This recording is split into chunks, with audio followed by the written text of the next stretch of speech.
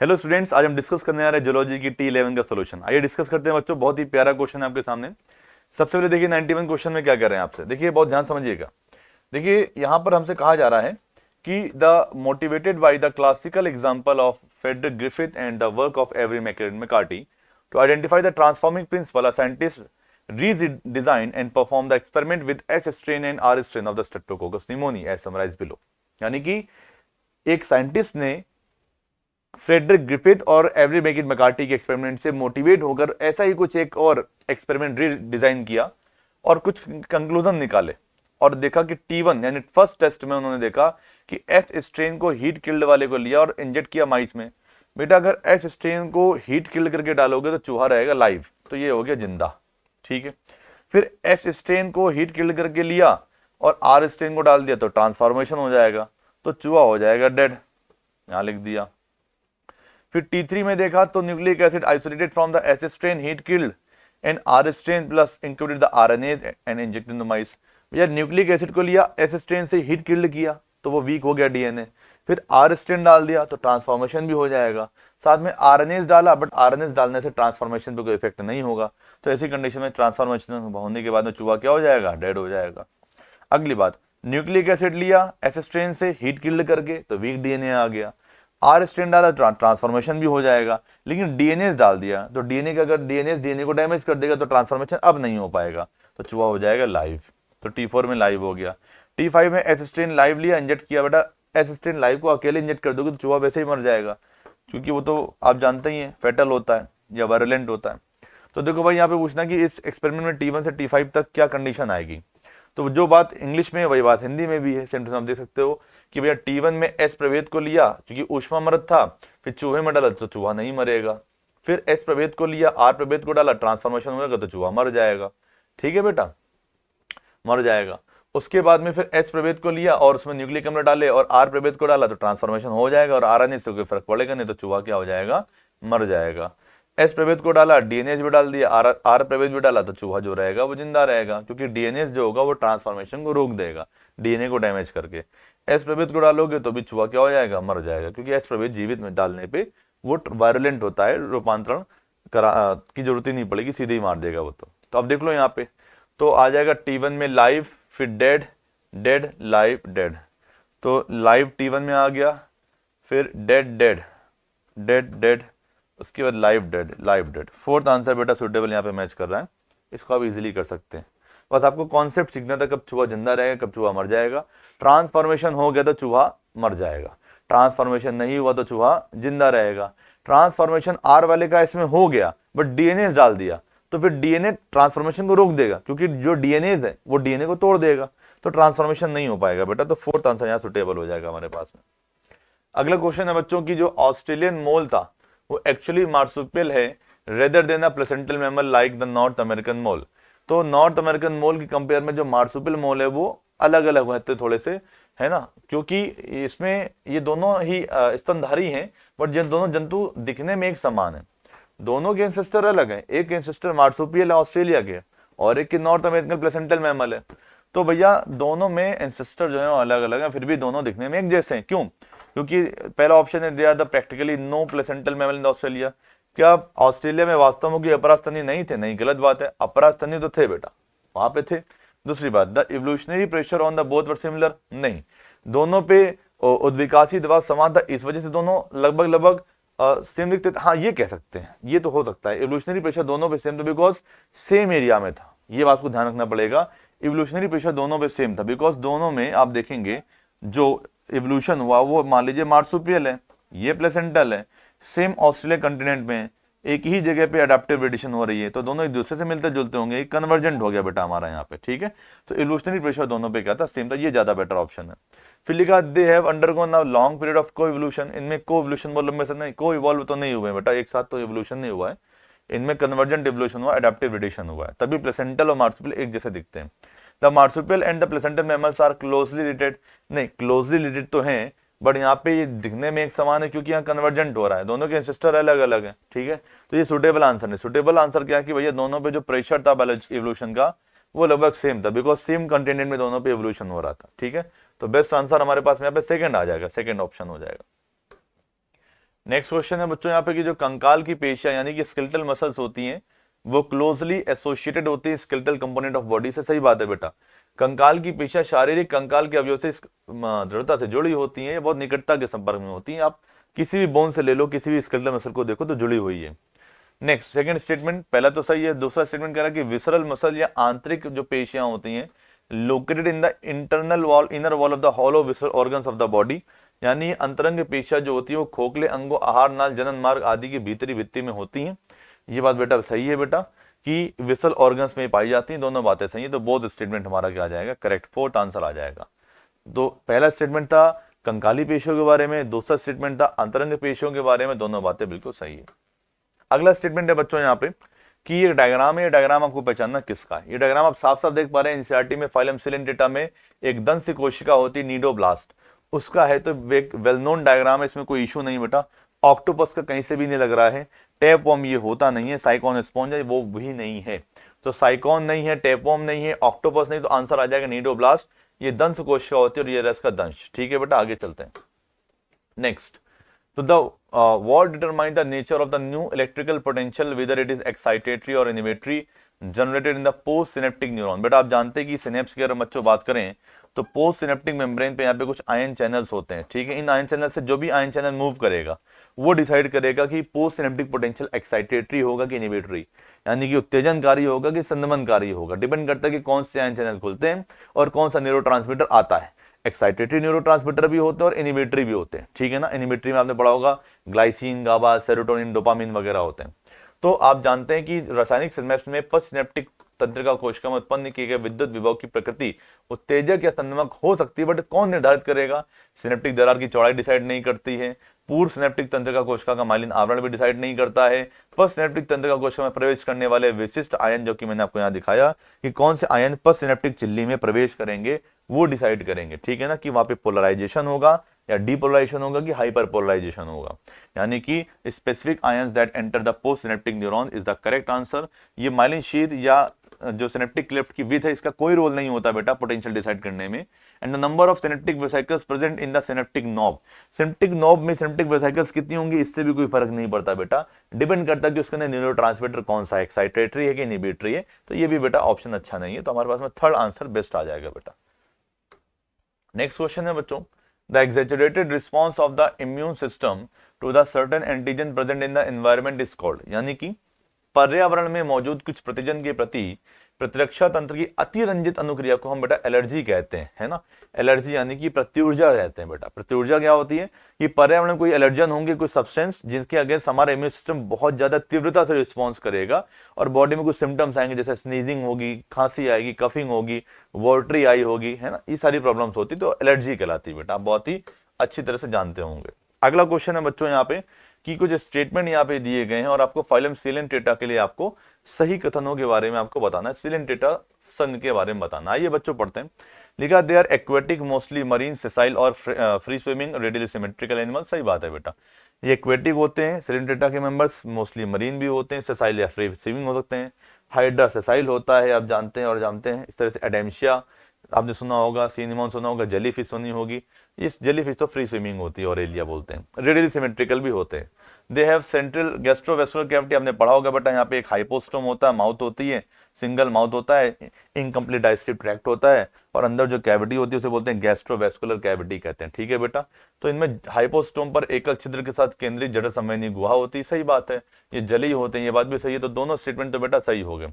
फिर लिखा digestion is extra plus intra. Yes, Coelenterata में और टीनोफोरा में इंट्रा और एक्स्ट्रा दोनों टाइप का डाइजेशन होता है, यानी एक्स्ट्रा सेलुलर भी होता है और इंट्रा सेलुलर भी होता है, ये बात भी सही है। फिर लिखा examples are Sycon, Spongilla, Spongia. गलत बेटा, ये तो पोरीफेरा एग्जांपल इन लोगों ने लिख दिए, ये पोरीफेरा के, ये हमारा गलत हो गया। बाकी बेटा सारे सही। तो फर्स्ट सेकंड थर्ड हमारा यहाँ पे आंसर आएगा। तो फर्स्ट सेकंड थर्ड हमारा थर्ड ऑप्शन में दिया हुआ है, तो हमारे पास में ये थर्ड आंसर आ जाएगा। अगला क्वेश्चन है बच्चों यहाँ पे कि सैटेलाइट डीएनए इंपॉर्टेंट होता है, ये बात सही है। Satellite DNA is important because, क्योंकि सैटेलाइट डीएनए पॉलीमॉर्फिज्म शो करता है बच्चों। आप जानते हैं हमारे सिलेबस में डीएनए फिंगरप्रिंटिंग है। डीएनए फिंगरप्रिंटिंग में सैटेलाइट डीएनए का बहुत इंपॉर्टेंट रोल होता है बिकॉज इसमें बहुरूपता यानी पॉलीमॉर्फिज्म होती है। लिखा does not code for proteins and it is same in all member. ये बात तो सही कि प्रोटीन के लिए कोड नहीं करता बिकॉज नॉन कोडिंग का पार्ट होता है। But same in all member of population नहीं बेटा, इसमें पॉलीमॉर्फिज्म या बहुरूपता होती है, अलग अलग मेंबर्स में, अलग अलग इंडिविजुअल्स में ये अलग अलग होता है, ठीक है। तो ये बात तो गलत हो गई। नेक्स्ट, कोड फॉर एंजाइम, नहीं बेटा, एंजाइम को कोड नहीं करता, क्योंकि मैंने आपको भी बताया कि नॉन कोडिंग का पार्ट है, तो किसी भी एंजाइम का कोड नहीं करेगा डीएनए रेप्लिकेशन के लिए, किसी एंजाइम का कोड नहीं करेगा। फिर कोड्स फॉर प्रोटीन, फिर से वही गलती कर दी इन्होंने, किसी भी एंजाइम या किसी भी प्रोटीन का कोड लेखन या कोड नहीं करेगा, क्योंकि ये नॉन कोडिंग का पार्ट होता है satellite DNA. Next part, shows high degree of polymorphism, हाँ यार ये बात तो सही लग रही है कि इसमें उच्च श्रेणी की बहुरूपता होती है, और समान श्रेणी की बहुरूपता एक व्यक्ति में दिखती है जो कि माता पिता से बच्चों में वंशागत होती है, ये बात सही है। जो बहुरूपता वो एक व्यक्ति में समान होगी, यानी हमारी बॉडी की इस सेल को निकालो राइट हैंड से और लेफ्ट हैंड से सेल निकालो, दोनों में पॉलीमॉर्फिज्म या बहुरूपता सेम मिलेगी, और वो बहुरूपता जो पॉलीमॉर्फिज्म वो हमारे पेरेंट्स से हमें आई होगी, ठीक है ना। आप जानते हैं कि एक क्रोमोसोम जो होता है, एक होमोलोगस क्रोमोसोम के पेयर का एक क्रोमोसोम मदर से आता है, एक फादर से आता है, तो पॉलीमॉर्फिज्म तो हमें पेरेंट से ही इनहेरिट होती है, ठीक है। तो ये बात तो बेटा सही है यहाँ पे, जो कि सैटेलाइट डीएनए पे फिट बैठ रही, तो फोर्थ आंसर बेटा हमारे पास में आ जाएगा। नेक्स्ट क्वेश्चन है बच्चों यहाँ पे हमारे पास, some amino acids are coded by more than one codon and the code is. अब बेटा आपकी बात ध्यान समझना, मैं जो आपको बताने जा रहा हूँ, जैसे मान लो मैंने यहाँ पे कोडॉन लिखा, जैसे फॉर एग्जांपल मैं लिख रहा हूँ यू, इट्स कोड फॉर फेनिलएलेनाइन, ठीक है ना। तो इसकी बात समझना, अगर यू कोड्स फॉर फेनिलएलेनाइन, ये ऑलवेज इसी को कोड करेगा, तो ये हो गया यूनिवर्सल, ठीक है ना। और अगर ये हर जगह इसी को ही कोड करेगा, चाहे वो प्लांट सेल हो चाहे एनिमल सेल, तो इसका मतलब होता है क्या, यूनिवर्सल हो गया, ठीक है ना। हमेशा इसी को ही कोड करेगा, इसके अलावा कुछ और कोड नहीं करेगा, अनएम्बिगुअस हो गया। अनएम्बिगुअस का मतलब होता है कि इसके अलावा किसी और को कोड नहीं करेगा, एक कोडोन का सिर्फ एक ही मतलब आएगा, ठीक है ना। Like you always code for phenylalanine, always code for, तो ये हो जाएगा हमारा unambiguous. You everywhere code for phenylalanine, तो ये हो जाएगा हमारा यूनिवर्सल। और अगर ऐसा कह दे कि भैया यू के अलावा ए भी कोड करता है फेनिलएलेनाइन को, इसका मतलब है कि एक अमीनो एसिड को एक से ज्यादा कोडॉन कोड कर सकते हैं। This property is called degeneracy. तो ये डीजनरेसी की प्रॉपर्टी को डिफाइन कर रहा है कि कुछ अमीनो अम्ल के लिए, जैसे यहाँ पे एग्जांपल लेते हैं, कुछ अमीनो अम्ल के लिए एक से अधिक कोडॉन हो सकते हैं, तो इसलिए इस कोड का पहचान क्या बोलो बेटा, ये हो जाएगा डीजनरेट, यानी अपहास्रित हो जाएगा, ठीक है बेटा। बाकी सारी ऑप्शन यहाँ पे हैं बट वो सूट नहीं कर रहे हैं, क्योंकि यहाँ पे लैंग्वेज में बोल रहा है कि एक अमीनो अम्ल के लिए एक से ज्यादा कोडॉन है, तो ये हमारा हो जाएगा डीजनरेसी ऑफ कोडॉन, ठीक है बेटा। सेकंड आंसर आ जाएगा। मेरे बच्चे शुरू करते हैं क्वेश्चन नंबर 100 से। क्या बोल रहा है, एक असर्शन रीजन दे रखा है। असर्शन हमको बोल रहा है कि apomixis is a form of asexual reproduction that mimics sexual reproduction. बिल्कुल सही बात है कि एपोमिक्सिस के अंदर सीड का फॉर्मेशन होता है बेटा, और सीड का फॉर्मेशन जनरली तो एक प्रोडक्ट है सेक्सुअल रिप्रोडक्शन का, मतलब एसेक्सुअल में भी सीड का फॉर्मेशन किसकी कॉपी कर रहा है, सेक्सुअल रिप्रोडक्शन की। सही है। यहाँ क्या लिखा, असंग जनन अलैंगिक प्रजनन का एक रूप है जो लैंगिक प्रजनन की नकल करता है, क्योंकि असंग जनन के दौरान भी किसका निर्माण होता है, बीज का। रीजन क्या है, क्योंकि एपोमिक्सिस के अंदर apomixis involve production of seed without the fusion of gamete, ठीक है। बिल्कुल बेटा ये भी है, क्योंकि एपोमिक्सिस के दौरान प्रोडक्शन ऑफ सीड होता है, यानी सीड का फॉर्मेशन होता है, लेकिन बिना फ्यूजन, गेमेट के फ्यूजन के। तो रीजन भी सही है। क्या लिखा है, असंग जनन में युग्मकों के संलयन के बिना बीज का क्या उत्पाद शामिल है, और इसी कारण असंग जनन जो है वो एक अलैंगिक प्रजनन का रूप है, लेकिन वो किसकी कॉपी कर रहा है, लैंगिक जनन की। यानी both assertion and reason are true and reason is the correct explanation of assertion, ठीक है। ऐसा क्यों कहा है, क्योंकि हम उसे असंग जनन को लैंगिक जनन की कॉपी इसलिए मानते हैं क्योंकि लैंगिक जनन में ही केवल बीज का निर्माण होता है, और यहाँ तो अलैंगिक जनन के दौरान भी किसका निर्माण हो रहा है, बीज का। मतलब वो एसेक्सुअल होने के बाद भी, अलैंगिक होने के बाद भी लैंगिक जनन की क्या कर रहा है, कॉपी कर रहा है। आइए नेक्स्ट क्वेश्चन पे आते हैं। नेक्स्ट क्वेश्चन दे रखा है क्वेश्चन नंबर 101। क्या बोला है, कथन कारण है अगेन। क्या लिखा है, primary sewage treatment is a physical treatment. बिल्कुल, primary sewage treatment, primary treatment जो होता है वो कैसा है, फिजिकल ट्रीटमेंट है, यानी प्राथमिक वाहित उपचार भौतिक उपचार है, ऊपरी उपचार है, जिसमें दो क्रिया आती है। एक का नाम है सिक्वेंशियल फिल्ट्रेशन और दूसरा का सेडिमेंटेशन। एक को बोलते हैं क्रमिक निस्यंदन और दूसरे को अवसादन। रीजन क्या दे रखा है कि secondary sewage treatment is a biological treatment. ये भी रीजन सही है, यानी असर्शन भी सही है और रीजन भी सही है। लेकिन एक बात समझिएगा, क्या ये प्राथमिक, यानी पहले जो असर्शन दे रखा था उसका ये रीजन थोड़ी है। मतलब ये तो सेकंड एक अलग से एक स्टेटमेंट हो गया जो स्टेटमेंट के फॉर्म में सही है, लेकिन वो उसका करेक्ट एक्सप्लेनेशन नहीं है। तो सेकेंडरी सीवेज ट्रीटमेंट यानी द्वितीयक वाहितमल उपचार में एक जैविक उपचार है जिसमें हम सूक्ष्म जीवों की मदद से उस वाहितमल को साफ करते हैं। यानी both assertion and reason are true and reason is not the correct explanation of assertion, यानी व्याख्या नहीं करता है। आइए नेक्स्ट क्वेश्चन पे आते हैं। नेक्स्ट क्वेश्चन क्या बोल रहा है, in logistic growth is the value of N approaches K the value of D N by D T goes on. इनका कहना है बेटा कि जब हम एन की वैल्यू को, ठीक है, टाइम के साथ कहां पहुंचा देते हैं, के बराबर, यानी किसके बराबर, जिसको हम बोलते हैं कैरिंग कैपेसिटी के बराबर। जब हम इसको कैरिंग कैपेसिटी के बराबर पहुंचा देंगे तो हम अल्टीमेटली मान लेते हैं, यहाँ कैरिंग कैपेसिटी है, कि जब n बराबर k हो जाता है तो धीरे धीरे यहाँ पर जो पॉपुलेशन का क्या था, डेंसिटी था, वो क्या होना शुरू हो जाता है, डिक्रीज। क्या होना शुरू हो जाता है, डिक्रीज। क्यों? क्योंकि जब नंबर बढ़ता जाएगा किससे, k से, यानी k से भी यदि नंबर n का बढ़ता जाएगा तो धीरे धीरे हम देखते हैं कि बाद में जाकर अचानक से पॉपुलेशन डेंसिटी जो है यानी dn बाई dt जो है वो क्या होना शुरू हो जाता है, कम होना शुरू हो जाता है। वैसे तो ऐसा नेचर में पॉसिबल ही नहीं है। हम हमेशा बोलते हैं कि n का वैल्यू किसके बराबर मैक्सिमम हो सकता है, k के, क्योंकि n का वैल्यू जब k के बराबर पहुंच जाता है तो उसके बाद फर्दर आगे पॉपुलेशन डेंसिटी में कोई चेंज नहीं आता, वो धीरे धीरे चेंज जो होता है वो क्या होता जाता है, घटता जाता है। यानी संभार तंत्र वृद्धि वक्र में जैसे जैसे n का मान किसके बराबर पहुंचेगा, k के मान तक पहुंचता है, तो जो dn बाई dt है, dn बाई dt किसको बोलते हैं, बदलाव को, समय के साथ। तो जो dn बाई dt है वो क्या हो जाएगा, कम हो जाएगा, घटता जाता है। क्यों?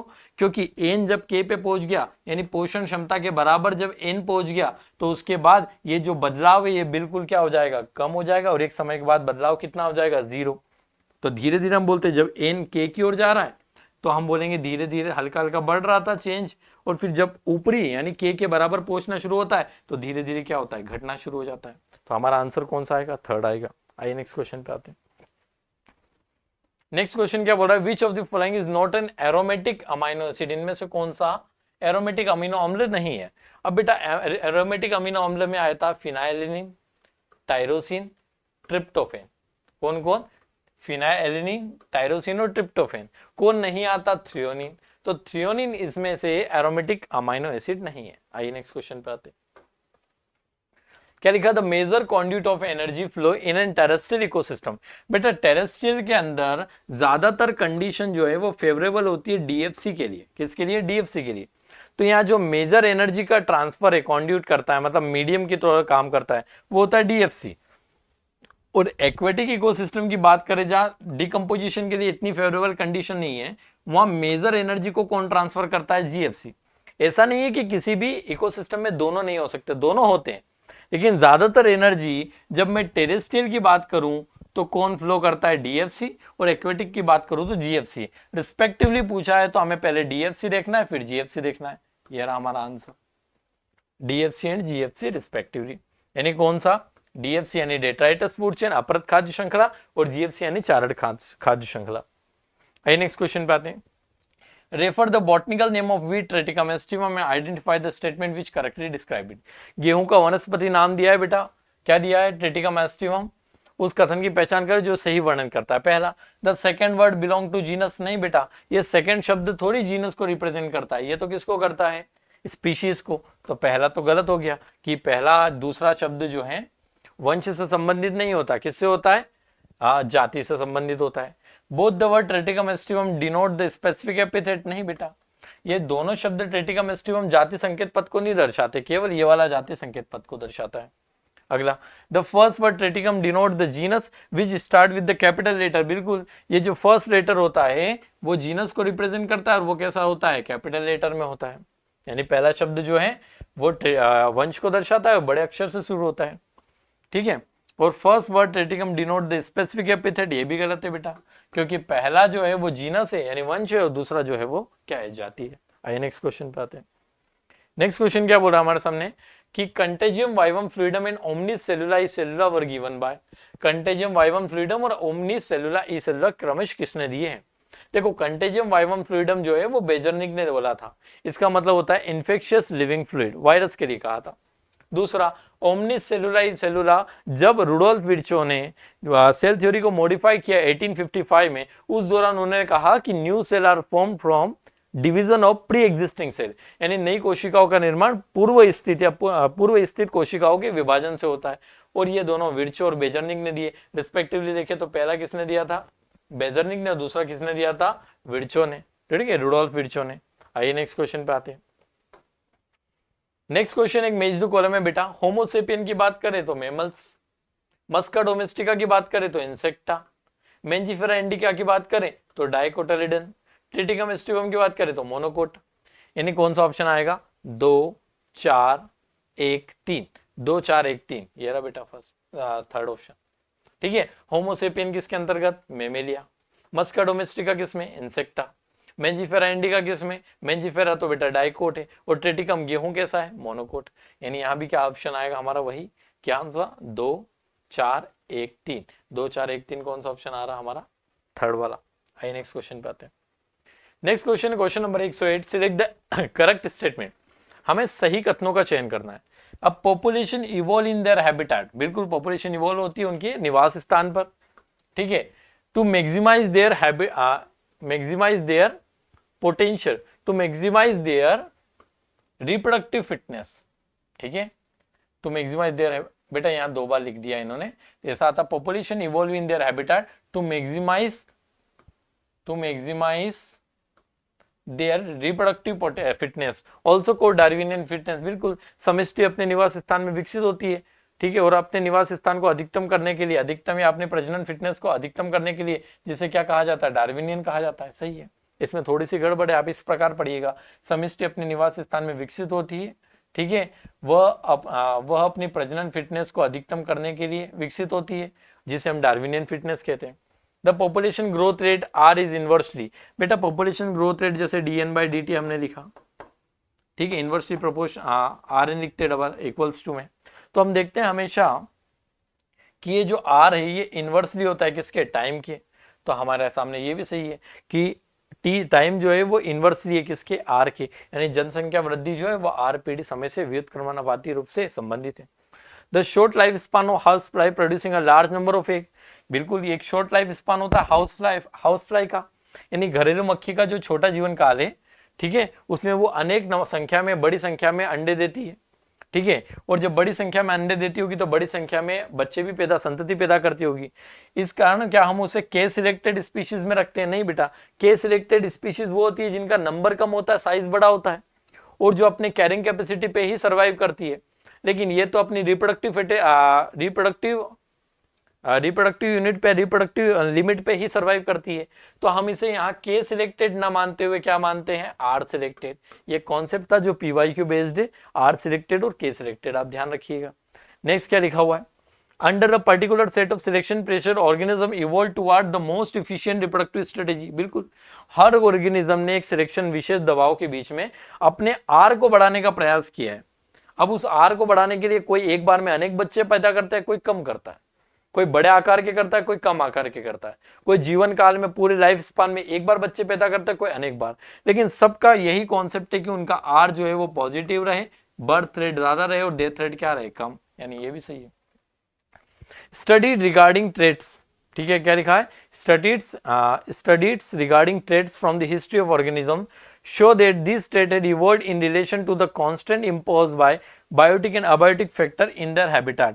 इनका क्या कहना है कि स्टडी में पाया जाया गया है कि जो हिस्ट्री होती है ऑर्गेनिज्म की, जिससे उनके अंदर डिफरेंट टाइप के ट्रेड्स इवॉल्व होते हैं, डिजायर्ड ट्रेड्स इवॉल्व होते हैं, वो सारे बायोटिक और अबायोटिक फैक्टर जो उनके हैबिटेट में प्रेजेंट थे, उनके इंटरेक्शन से पैदा हुए हैं। मतलब हम देखते हैं कि जीवों के इतिहास के लक्षणों से को देखें, पुराने जो हमारे अंदर लक्षण आते जा रहे हैं, वो अध्ययन से पता लगा है कि ये लक्षण आवास में जैविक और अविजैविक कारकों द्वारा लगाई गई बाधाओं के संबंध में विकसित हुए हैं। मतलब आज जो हमारे अंदर लक्षण दिख रहे हैं वो हमारे पहले कभी न कभी बायोटिक अबायोटिक फैक्टर के आपसी इंटरेक्शन से इवॉल्व हुए हैं, और ऐसा हम मानते हैं डिजायर्ड जीन में। यानी हमारे सामने जो आंसर है करेक्ट में वो फर्स्ट, सेकंड, फोर्थ और कौन सा है? फिफ्थ। ये भी एनसीईआरटी की लाइन है, ध्यान रखिएगा। तो फर्स्ट, सेकंड, फोर्थ और फिफ्थ, यानी कौन सा ऑप्शन? फोर्थ।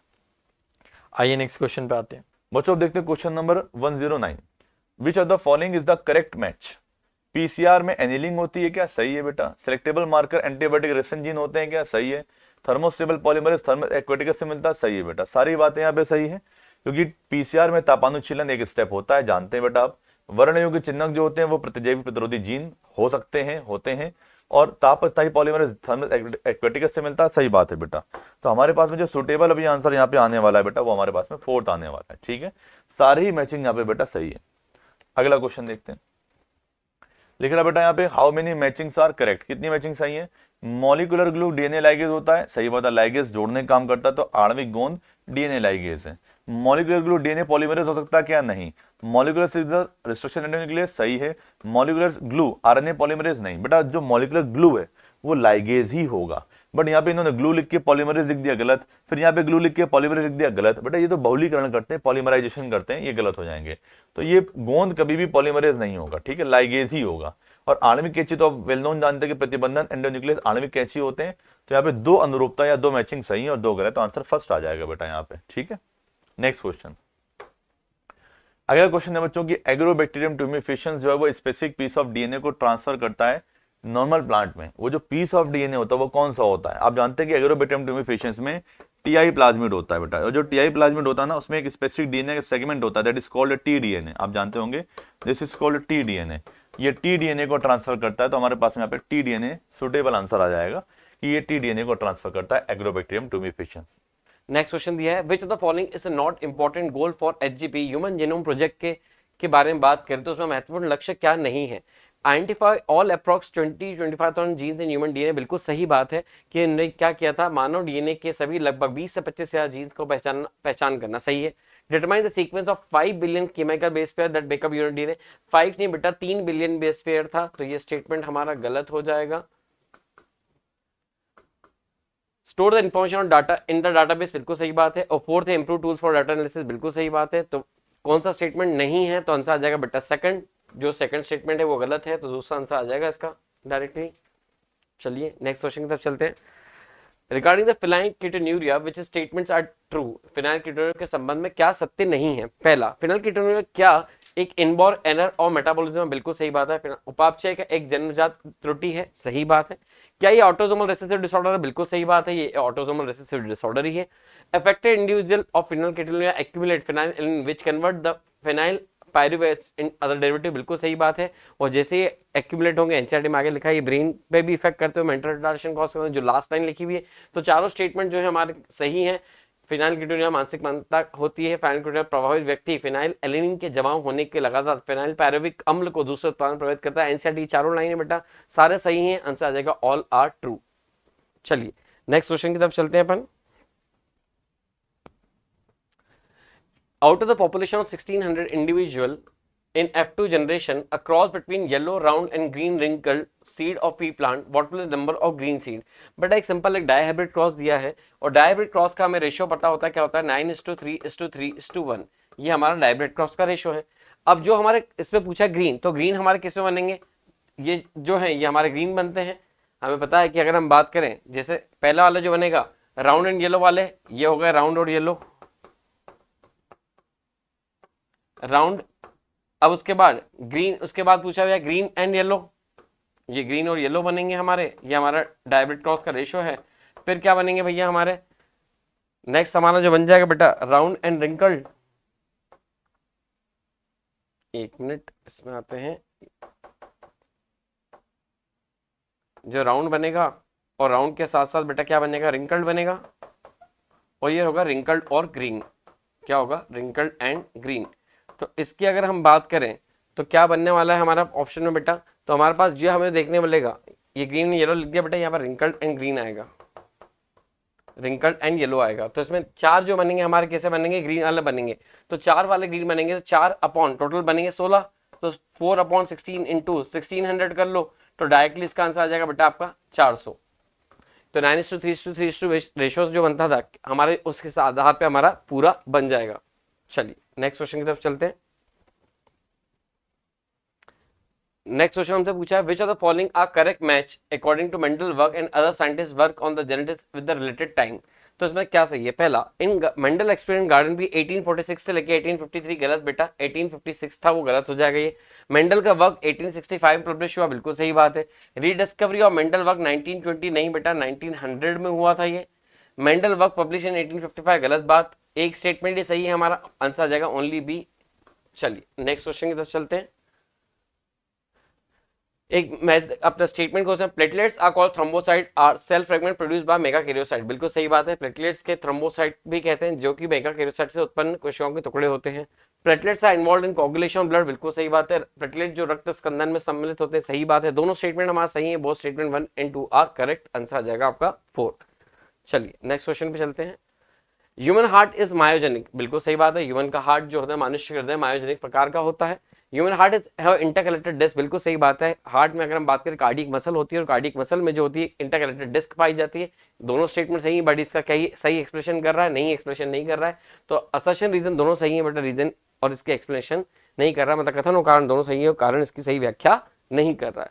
नेक्स्ट क्वेश्चन क्या बोल रहा है, endarch and exarch are the term often used for describing the position of secondary xylem. बेटा एंडार्च में हम बोलते हैं प्रोटो और मेटा जाइलम। प्रोटो की पोजीशन बताते हैं और किसकी बताते हैं, मेटा। और प्रोटो और मेटा में हमने प्राइमरी जाइलम को डिवाइड किया है, ना कि सेकेंडरी जाइलम को। तो ये तो गलत हो गया, ठीक है, कि जब पौधे के शरीर में हम द्वितीयक जाइलम की स्थिति का वर्णन नहीं करते, प्राथमिक जाइलम की स्थिति का वर्णन करते हैं। उसके आधार पर या तो हम एंडार्क, जिसको एनसीईआरटी ने मध्य आदिदारुक लिखा है, या फिर बाह्य आदिदारुक, जिसको हम एक्सार्च बोल सकते हैं। तो हिंदी में भले ही मध्य आदिदारुक लिखा है, आपको याद रखना है अंत आदिदारुक, अंत आदिदारुक, ठीक है। Exarch condition is most common feature of dicot root system. बिल्कुल बेटा, रूट के अंदर हमें कौन सी कंडीशन दिखती है, एक्सार्च। एक्सार्च मतलब प्रोटो जो होता है बाहर, और मेटा जो है वो अंदर, यानी ये पेरीफेरी पे रहेगा, परिधीय भाग पर रहेगा, और ये सेंट्रल भाग पर रहेगा। तो सेंट्रल की ओर कौन जाता है, मेटा। जब प्रोटोजाइलम बाहर की ओर बनता है और मेटा अंदर की ओर बनता है, तो इसे क्या बोलते हैं, एक्सार्च बोलते हैं। आइए नेक्स्ट क्वेश्चन पे आते हैं। ऑप्शन कौन, सॉरी आंसर कौन सा आएगा, statement first is incorrect but statement 2 is correct. आइए नेक्स्ट क्वेश्चन पे आते हैं। क्या लिखा है, 119 नंबर का क्वेश्चन क्या बोल रहा है कि root cap protect the root meristem from the friction of soil. बिल्कुल, रूट कैप का काम ही क्या होता है बेटा, जब भी हम देखते हैं, देखो जब भी हमने रूट कैप का फॉर्मेशन किया है, तो रूट कैप का काम क्या होता है कि वो प्रोटेक्ट करती है रूट मेरिस्टेम को, यहाँ रूट मेरिस्टेम होती है, from the friction of the soil, क्योंकि ये नीचे जाएगी तो सॉइल जो है उसके छोटे छोटे पार्टिकल से यहाँ फ्रिक्शन क्रिएट होगा, ये रफली यहाँ पर टकराएंगे, जिससे यहाँ डैमेज आ सकता है। तो इस डैमेज, क्योंकि ये न्यूली फॉर्म सेल है, इनके पास प्राइमरी सेल वॉल है, इनके पास सेकेंडरी सेल वॉल नहीं होती है, न्यूली फॉर्म्ड है, तो इनके पास छोटी छोटी सेल्स होती है जो अभी नाजुक है, जो टूट सकती है, खराब हो सकती है। तो उसे प्रोटेक्ट करने के लिए बाहर की सेल जो है वो रूट कैप होती है, और इन रूट कैप को भी कंटिन्यूसली रिप्लेस कौन करती है, यहाँ प्रेजेंट मेरिस्टेमेटिक सेल। यानी ये भी सही है कि मूल गोप जी के मूल हम बोल सकते हैं विभज्योतक को मिट्टी के घर्षण से बचाती है, और उसकी बाहरी कोशिकाएं लगातार जो यहीं से बन रही है बेटा, वो लगातार जो है धीरे धीरे प्रतिस्थापित होती रहती है, कि नई कोशिका यहाँ से इसको जोड़ती रहती है, ठीक है। The effect of soil friction damage the outer cell of root cap which is peeled off and replaced by the new cell produced by the root meristem। पिछली बार अभी बताया मैंने कि रूट मेरिस्टेम का ही काम होता है, जब यहाँ की सेल डैमेज होना शुरू हो जाती है तो यहाँ की सेलों को वापस रिप्लेस करने का काम भी किसका है, रूट मेरिस्टेम का काम है। यानी ये भी सही है, ठीक है, कि मिट्टी के घर्षण के दबाव से मूल गोप टॉप बाहर की ओर कोशिकाएं क्षतिग्रस्त हो जाती है, जो छिल जाती है। इन छिली हुई कोशिका को प्रतिस्थापित करने का काम किसका है, मूल विभज्योतक कोशिकाओं का। यानी दोनों से ये both statement first and second are correct. आइए नेक्स्ट क्वेश्चन पे आते बेटा। क्या लिखा, in 2010 for each of the 14 million people present in a country. मतलब इन्होंने एक न्यूमेरिकल क्वेश्चन दिया है, थोड़ा ध्यान से सुनिएगा, ठीक है, जहां पर 0.008 were born and 0.028 died during the year using exponential equation the number of people present in 2020 is predicted. देखो 2010 में इनके पास 14 मिलियन लोग थे, कितने थे, 14 मिलियन। तो 2010 में हमने बोल दिया कितने मिलियन लोग, 14 मिलियन। 14 मिलियन को 10 टू द पावर क्या लिख सकता हूं, 6, ठीक है। आगे यहां पर इन्होंने बर्थ रेट बोली है, तो बर्थ रेट और डेथ रेट दे रखी है, बर्थ रेट और ये डेथ रेट। बताओ बर्थ रेट ज्यादा है कि डेथ रेट, डेथ रेट ज्यादा है। यानी यहां पर जो है आगे चलकर यदि डेथ रेट ज्यादा होती है तो 2010 के बाद जब 2020 में देखूंगा तो पॉपुलेशन 14 मिलियन से कम आएगी कि ज्यादा आएगी, कम आएगी। तो हम ये बता सकते हैं कि यहाँ डेथ रेट क्या दे रखी है हमें, 0.028, ठीक है, और बर्थ रेट कितनी दे रखी है यहाँ पे, 0.008। अब यदि यहाँ निकालूंगा तो मैं death rate minus birth rate कर दूं, ताकि देखो वैसे तो आर का वैल्यू हम मानते हैं बी माइनस डी होता है, लेकिन यदि मैं इसको उल्टा कर दूं डी माइनस बी, तो यहाँ आर की वैल्यू माइनस में आएगी। कैसे आएगी, माइनस में। तो यदि मैं यहाँ वैल्यू निकालूंगा तो मेरे पास आएगा 0.2, कितनी वैल्यू आएगी 0.2। लेकिन ये 0.2 वैल्यू किस में है, माइनस में, किसकी है, आर की। क्लियर है इतनी बातें। तो आर निकालने के लिए birth rate minus death rate निकालूंगा, ये वैल्यू भी निकालता तो यही आती कितनी, यानी birth rate minus death rate निकालूंगा तो जो वैल्यू आएगी वो कितनी आएगी 0.02। क्लियर हुआ इतना। तो हमने आर निकाल लिया, हमारे पास इनिशियल कितनी पॉपुलेशन है 14 into 10 to the power 6। Clear है, आगे बढ़ते हैं। क्या लिखा है, using exponential reaction the number of people present in 2020। Exponential reaction का फॉर्मूला क्या था, dn/dt इक्वल्स टू आर की rn, ये लिखते थे। अब dn/dt जो है वो पॉपुलेशन में चेंज दिखा रहा है, समिष्टि में परिवर्तन दिखा रहा है समय के साथ। आर की वैल्यू अभी निकाली थी, कितनी आई, अब ये इसको माइनस में लेते हुए हम डायरेक्ट वैल्यू निकाल लेते। वैल्यू आई कितनी 0.02। ठीक है, एन कितना दे रखा था इनिशियल हमें 14 मिलियन। 14 को कैसे लिखते हैं, 14 इंटू 10 टू द पावर 6 लिख सकते हैं। अब यदि इसको मल्टीप्लाई करेंगे तो ये वैल्यू आएगी, क्योंकि आर हमारा माइनस में था, आर माइनस में था तो 14 इंटू जो बोलेंगे तो माइनस में वैल्यू आएगी। लेकिन रुको ठीक है, जो वैल्यू आएगी वो आएगी 0.28। यदि मैं मल्टीप्लाई कर दूं 14 इंटू 0.2 को इंटू 10 टू द पावर क्या आएगा 6, कितना आएगा 10 टू द पावर 6। क्लियर। अब 10 टू द पावर 6 को मिलियन बोल सकता हूं, मतलब मैं बोल सकता हूं कि 0.28 मिलियन, 0.28 क्या मिलियन स्पीशीज, मतलब सॉरी मिलियन जो पीपल है, लोग हैं, वो हर साल कम हो रहे होंगे, हर एक साल में क्या हो रहे होंगे, कम हो रहे होंगे। अब मुझे पूछा गया 2010 से 2020 का डाटा बताना है, तो 10 सालों में यदि मुझे पता करना है तो मुझे इनटू क्या करना पड़ेगा 10। एक साल में कितनी पॉपुलेशन कम हो रही 0.28 मिलियन, तो 10 साल में कितनी होगी 2.8 मिलियन, इतनी होगी, कितनी आएगी 2.8 मिलियन। तो 2.8 मिलियन स्पीशीज जो है वो 10 सालों में कम हुई थी। इनिशियली कितनी दे रखी थी बेटा हमको 14 मिलियन। यदि मैं 14 मिलियन में से, इनिशियली 14 मिलियन में से कितनी कम कर दूं, माइनस कर दूं कितनी 2.8 मिलियन स्पीशीज माइनस कर दूं, तो मेरे पास जो वैल्यू आएगी वो आएगी 11.2। क्या आएगी 11.2। वापस से एक और बार समझना ध्यान से, क्या लिखा है इन्होंने कि 2010 में किसी देश में उपस्थित 14 मिलियन लोगों में से प्रत्येक के लिए वर्ष के दौरान 0.008 का जन्म हुआ और 0.028 की मृत्यु हो गई। तो हमने देखा 14 मिलियन 2010 में थे, मिलियन को मैंने कन्वर्ट किया नंबर में, 10 टू द पावर 6 लगा दिया, इतने डेथ हुई, इतने बर्थ हुए, तो आर का वैल्यू माइनस में आया 0.02। क्लियर। फिर मुझसे पूछा गया कि घातीय समीकरण का उपयोग करते हुए 2020 में कितने लोग उपस्थित होंगे। अब हमें पता है कि मृत्यु दर ज्यादा है और जन्म दर कम है, तो लोग जो है वो 14 मिलियन से कम हुए होंगे। तो हमने क्या किया, हमने dn/dt equals to rn, minus में वैल्यू लिखी 14 इंटू 10 टू द पावर 6, तो हमें वैल्यू आई कितनी 2.8 मिलियन, वो भी माइनस में आई। यदि माइनस नहीं भी लोगे तो आप इसे हटा भी सकते हो, आप डायरेक्ट समझ जाना कि जो वैल्यू आएगी वो हमेशा क्या होगी, माइनस में आएगी, मतलब वो कम होगी। तो हमने यहाँ पर, देने दो बेटा, हमने यहाँ पर क्या किया, इसी dn/dt के पास वैल्यू को पुट किया, हमें वैल्यू आई माइनस 2.8 मिलियन, मतलब हर साल कितने लोग कम हो रहे 2.8 मिलियन। ठीक है। अब 2010 से 2020 के बीच में कितने साल हो गए, 10 साल। 10 सालों के दौरान जब हर एक साल 0.28 मान कम हो रहे थे, तो 10 सालों में कितने हो गए 2.8 मिलियन। शुरुआत में 14 मिलियन थे, 10 साल बाद 2.8 मिलियन कम हो गए, तो वैल्यू क्या आ गई हमारे पास 11.2 मिलियन। आइए नेक्स्ट क्वेश्चन पे आते हैं। नेक्स्ट क्वेश्चन क्या बोल रहा है, refer to the following statement, ठीक है ना, answer the question. They usually reproduce vegetative by fragmentation and asexually by non motile spore and sexually by non motile gamete. बेटा जब फ्रेगमेंटेशन के थ्रू किसी का क्या होगा, फ्रेगमेंटेशन के थ्रू रिप्रोडक्शन हो रहा है, सभी एल्गीज में होता है, सभी एल्गीज और कुछ प्लांट्स भी दे रखे हैं।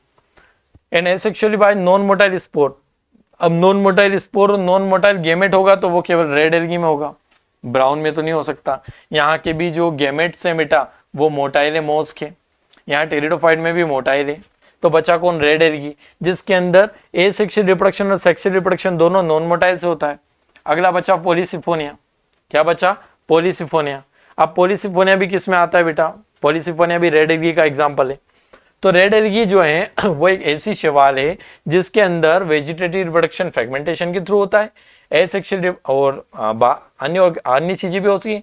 एसेक्सुअल रिप्रोडक्शन और सेक्सुअल रिप्रोडक्शन दोनों नॉन मोटाइल स्ट्रक्चर से होते हैं, यानी आंसर कौन सा आएगा, सेकंड। आइए नेक्स्ट क्वेश्चन पे आते हैं। नेक्स्ट क्वेश्चन क्या, the highly reduce mail gametophyte in gymnosperm is called. बेटा जब मैं मेल गेमेटोफाइट की बात करूं और रिड्यूस की बात करूं तो मैं हमेशा बात करता हूं पोलन ग्रेन की, यानी आंसर कौन सा आएगा? थर्ड, क्योंकि जो अत्यधिक अल्प विकसित जो कम कोशिकाओं से बना नर युग्मकोद्भिद है वो कौन हो सकता है? परागकण। आइए नेक्स्ट क्वेश्चन पे आते हैं। आगे क्वेश्चन अगेन न्यूमेरिकल है। एन एक cell of an organism has 5 picogram DNA. एक सेल, बेटा एक सेल हमेशा कैसी होती है? हैप्लॉइड। और हैप्लॉइड सेल के पास कितना पिकोग्राम डीएनए बोला है? 5 पिकोग्राम डीएनए बोला है। यानी किसी जीव के अंड कोशिका के केंद्रक में 5 पिकोग्राम डीएनए, ये रहा 5 पिकोग्राम, वो अगुणित होती है, हमें पता है। How much DNA will be present at the G2 phase in somatic cell of same organism. यानी इसी ऑर्गेनिज्म की एक सेल है जो सोमेटिक यानी कायिक कोशिका है। तो इसी जीव की कोई कायिक कोशिका है, कायिक कोशिका कैसी होती है? 2n, उसके अंदर डीएनए कितना? 2c।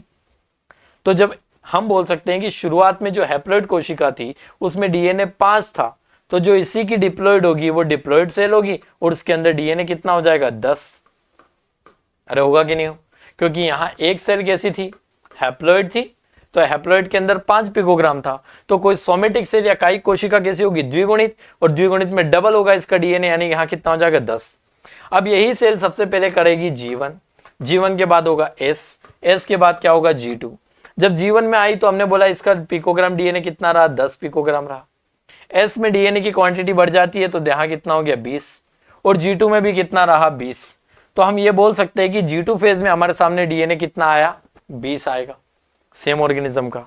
ठीक है, नेक्स्ट क्वेश्चन पे आते हैं। देखते हैं बेटा क्वेश्चन नंबर 124। क्वेश्चन हमसे पूछ रहा है कि which of the following statement are correct. Protein are heteropolymer, बिल्कुल सही बात है। Containing string of amino acid, बिल्कुल सही बात है बच्चों। प्रोटीन जो होते हैं वो हमारे विषम बहुलक होते हैं, यानी कि हेट्रोपोलीमर होते हैं, क्योंकि प्रोटीन जो होते हैं वो डिफरेंट टाइप के अमीनो एसिड से बनी होती है।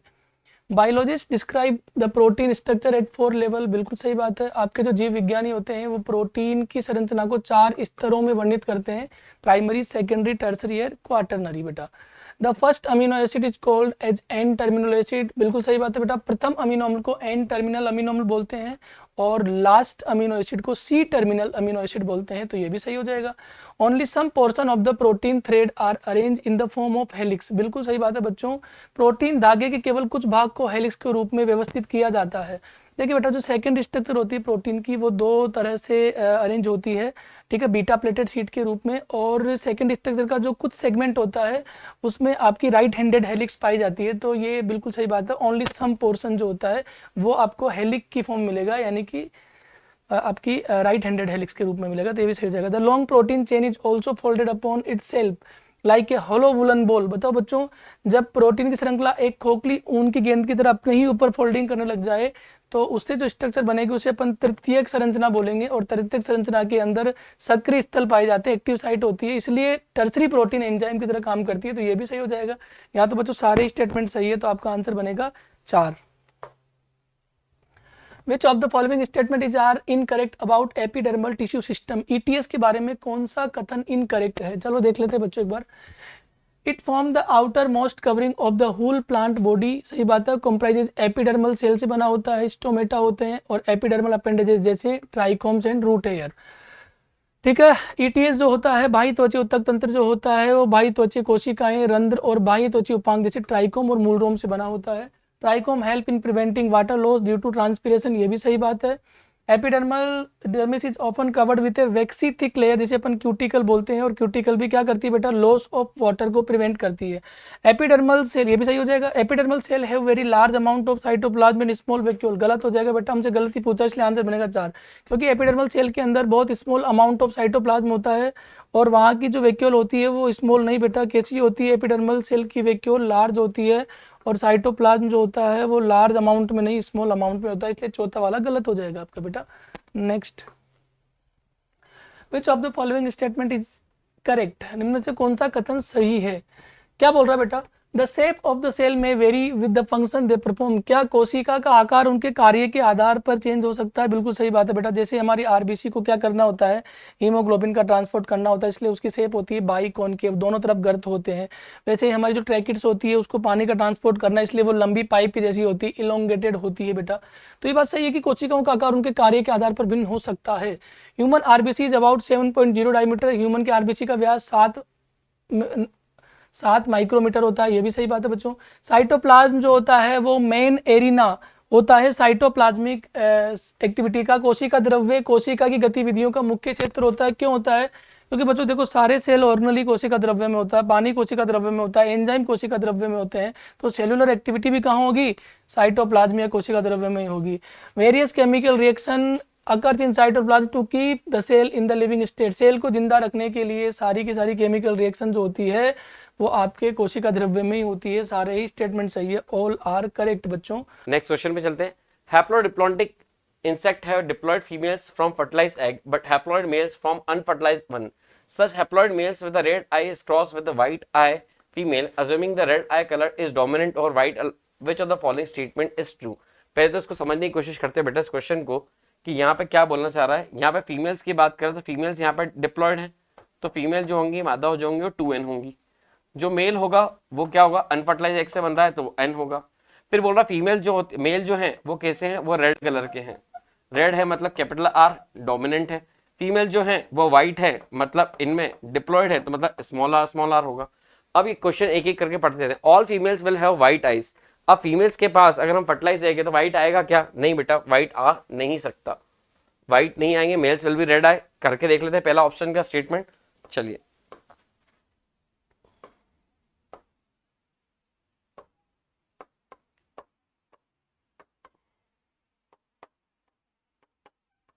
क्या यहाँ पे हमें रेड डोमिनेंट है तो रेड ही मिलेगा क्या?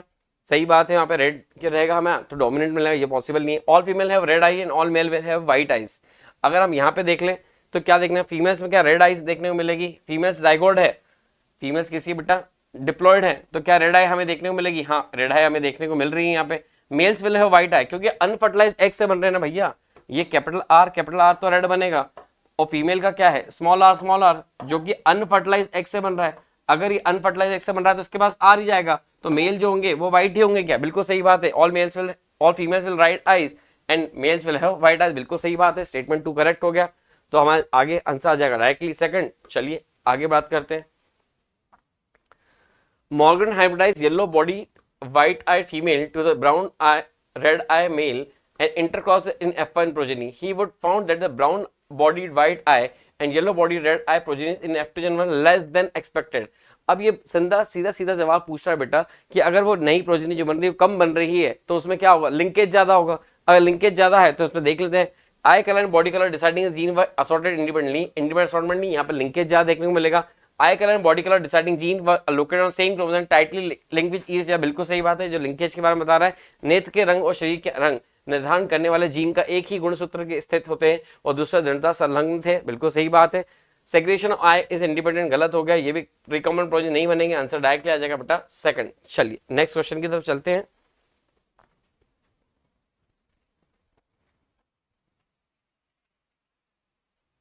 Read the following statement. Motor neuron along with the all the muscle fiber is connected constitute neuromuscular. नहीं बेटा, neuromuscular junction नहीं बनाता, ये गलत बात हो गई है। The central part of thick filament has not overlapped the thin filament called S zone. बिल्कुल सही बात है। During the shortening of the muscle contraction, the length of A band get reduced with A band retains the length. बिल्कुल सही बात, A band जैसा था वैसा का वैसे ही रहेगा। Muscle contraction is initiated by signal sent by central nervous system via motor neuron. बिल्कुल सही बात है। तो 2 और 4 हमारा स्टेटमेंट सही हो जाएंगे, आंसर आ जाएगा 2। हिंदी में देख लें, एक प्रेरक तंत्र कोशिका में तथा उसके साथ जुड़े पेशी तंतु मिलकर एक तंत्रिका पेशी संधि या प्रेरक उत्तक बनाता है। गलत बात हो गई। मोटे तंतु केंद्रीय भाग जो पतले तंतु के अच्छे नहीं होते एच क्षेत्र कहलाते हैं, सही बात है। पेशी का छोटा होना यानी संकुचन के दौरान ए बैंड का लंबाई कम हो जाती है, नहीं बेटा ए बैंड की लंबाई कम नहीं, जो की त्यों रहती है, एनसीईआरटी की लाइन है। और पेशी संकुचन केंद्रीय सीनस द्वारा एक प्रेरक कोशिका के माध्यम से भेजा गया संकेत द्वारा होता है। बिल्कुल सही बात है, आंसर आ जाएगा आपका सेकंड। चलिए नेक्स्ट क्वेश्चन की तरफ चलते हैं अपन। अब next question, as opposed to DNA replication within the cell, the discontinuous synthesis of DNA does not occur in polymerase chain. Why? एक इंपॉर्टेंट क्वेश्चन है बेटा। पीसीआर में जो होता है, पीसीआर में जो डुप्लीकेशन होता है, जो कोशिका के भीतर डीएनए प्रतिकरण के विपरीत पॉलीमरेज की श्रृंखला अभिक्रिया डीएनए का असाधारण असलेशन नहीं होता। डिसकंटिन्यूअस चेन सिंथेसिस क्यों नहीं हो पाता? पहला, has the replication fork is formed and DNA ligase activity of the Taq polymerase join the discontinuous state. बिल्कुल गलत बात है बेटा, टेक पॉलीमरेज का काम जोड़ना नहीं होता। The replication fork is form and Taq polymerase extend DNA both 3 days to 5 days direction. गलत बात है। टैग पॉलीमर्स की एक्टिविटी जनरली हमें क्या देखने को मिलेगी। अब यहाँ पर रेप्लिकेशन फॉग यहाँ पर बनता ही नहीं है, रेप्लिकेशन बनता है। पीसीआर में रेप्लिकेशन फॉग का कोई ज्यादा लेना देना नहीं होता, तो ये स्टेटमेंट हमारा गलत हो जाएगा। Denaturation step in the picture substitute for the replication fog and tag extend DNA only in 3 to 5 direction. नहीं बेटा, डीएनए पॉलीमरेज का या टैग पॉलीमरेज की एक्टिविटी होती है दोनों प्राइमर में, बट बनता कहाँ है, 5 से 3 बनता है, 3 से 5 नहीं बनता। तो denaturation step in PCR substitute for the replication fog and tag polymer extend DNA only in the 5 to 3 direction. बिल्कुल सही बात है। पीसीआर में व्यक्तिकरण चरण प्रतिकरण के फॉग के स्थान लेता है और टैग पॉलीमरेज में डीएनए को केवल 5 से 3 दिशा में विस्तारित करता है। तो इसका आंसर आ जाएगा ये। चलिए बेटा स्टार्ट करते हैं 131 question. Is the layering of fossils in the earth used to support evolution? क्या पृथ्वी में जीवाश्मों का जो स्तर विन्यास है उद्विकास का समर्थन करने के लिए उपयोग में लिया जाता है? देखो, हमारी पृथ्वी की भूपरपट्टी जो है उस पर अवसादी चट्टानें पाई जाती हैं या सेडिमेंट्री रॉक पाए जाते हैं। सेडिमेंट्री रॉक्स की जो लेयरिंग होती है, क्या हम उससे एवोल्यूशन का अंदाजा लगा सकते हैं? बिल्कुल। कुछ फॉसिल्स अगर हमें यहाँ मिल रहे हैं तो ये बहुत पुराने हैं, यहाँ मिल रहे हैं ये उससे तो नए हैं, यहाँ मिल रहे हैं वो रिसेंट के हैं। इसका मतलब है कि जैसे जैसे हम नीचे की तरफ जाते हैं और जो फॉसिल्स हमें मिल रहे हैं वो पुराने होते हैं, तो हाँ, क्या अंदाजा लगाया जा सकता है? हाँ, लगाया जा सकता। तो ये नो वाले तो अपन दोनों कैंसिल कर देंगे, है ना। नहीं अंदाजा लगाया जा सकता, ये वाले तो अपन कैंसिल कर देंगे। अब क्यों अंदाजा लगाया जा सकता, पढ़ते हैं। Yes, fossils are laid down and chronological order and we can observe changes in these species over time. हाँ, जीवाश्म कालानुक्रमिक मतलब एक समय के बाद, फिर एक समय के बाद, एक समय के बाद पुराने, उससे थोड़े से नए, उससे थोड़े से नए, रिसेंट, है ना, जमा होते हैं और हम समय के साथ इन प्रजातियों में परिवर्तन देख सकते हैं। बिल्कुल सही बात लग रही है। दूसरा ये कह रहा है कि fossils evidence are only support Darwinism. ये कोई सेंस नहीं बन रहा, तो ये वाला बेटर आ जाएगा कि हाँ, क्योंकि जैसे जैसे समय आगे बढ़ता है तो नए फॉसिल्स हमें यहाँ मिलेंगे, सबसे पुराने फॉसिल्स हमें सबसे नीचे की तरफ मिलते हैं चट्टानों में, अवसादी चट्टानों में। ठीक है, नेक्स्ट अगर हम बात कर लें तो 132 question. A type of contraceptive in which ovum and sperm are prevented physically meeting। तो ये एक प्रकार के गर्भ निरोधक जिसमें ओवम है ना और स्पर्म को भौतिक रूप से मिलने से रोका जाता है। किसका उदाहरण है? ये सभी बैरियर्स के उदाहरण है। बैरियर्स में कॉन्डोम भी आते हैं, वॉल्ट भी आते हैं, फेमिडोम्स भी आते हैं। तो इसमें आ जाएगा ये सभी, ये उपयुक्त सभी, क्योंकि ये उपयुक्त सभी बैरियर है। नेक्स्ट, वो कह रहा है कि एक कलर ब्लाइंड मैन है और उसकी बहन भी जो है वो कलर ब्लाइंड है और उसका एक भाई है जो कि नॉर्मल है, तो उनके मम्मी पापा कैसे रहे होंगे? देखो भाई, हमें क्या बता रहा है कि आदमी खुद कलर ब्लाइंड है, ठीक बात है, एक इनपुट हमें मिल गया। उसकी बहन है जो भी कलर ब्लाइंड है, ठीक है सर, ये भी हमें एक इनपुट मिल गया। लेकिन उसका भाई, सॉरी यहाँ एक गलती हो गई मुझसे, जस्ट अ मिनट। वो कह रहा है कि आदमी खुद कलर ब्लाइंड है, ठीक है, आदमी खुद कलर ब्लाइंड है, उसकी बहन कलर ब्लाइंड है और एक उसका भाई जो है वो कैसा है? एक उसका भाई जो है वो नॉर्मल है। तो ऐसी अगर प्रोजनी है तो उनके मम्मी पापा कैसे रहे होंगे ये हमें जानना है। ये मम्मी पापा कैसे रहे होंगे जानना है। अब ये कह रहा है कि दोनों ही कलर ब्लाइंड होते तो भाई ये नॉर्मल भाई तो आ नहीं पाता, ठीक है। इसमें अगर माँ कलर ब्लाइंड होती तो निश्चित बात है कि पुत्र दोनों कलर ब्लाइंड होते। तो ये दो प्रोबेबिलिटी बन रही हैं, अपन एक ये प्रोबेबिलिटी लेके चलते हैं। अगर मान के चलो कि पिता पहले से कलर ब्लाइंड हो और इसकी जो है वाइफ जो है वो बाहक हो, कलर ब्लाइंड ना हो, बाहक हो, ठीक है, दोनों एक्स प्रभावित नहीं है। तो इससे क्या हो सकता था? अगर ये वाला एक्स इस वाले एक्स से मिलता तो ये वाली बेटी हो रही है, ठीक बात है, कलर ब्लाइंड हो रही है।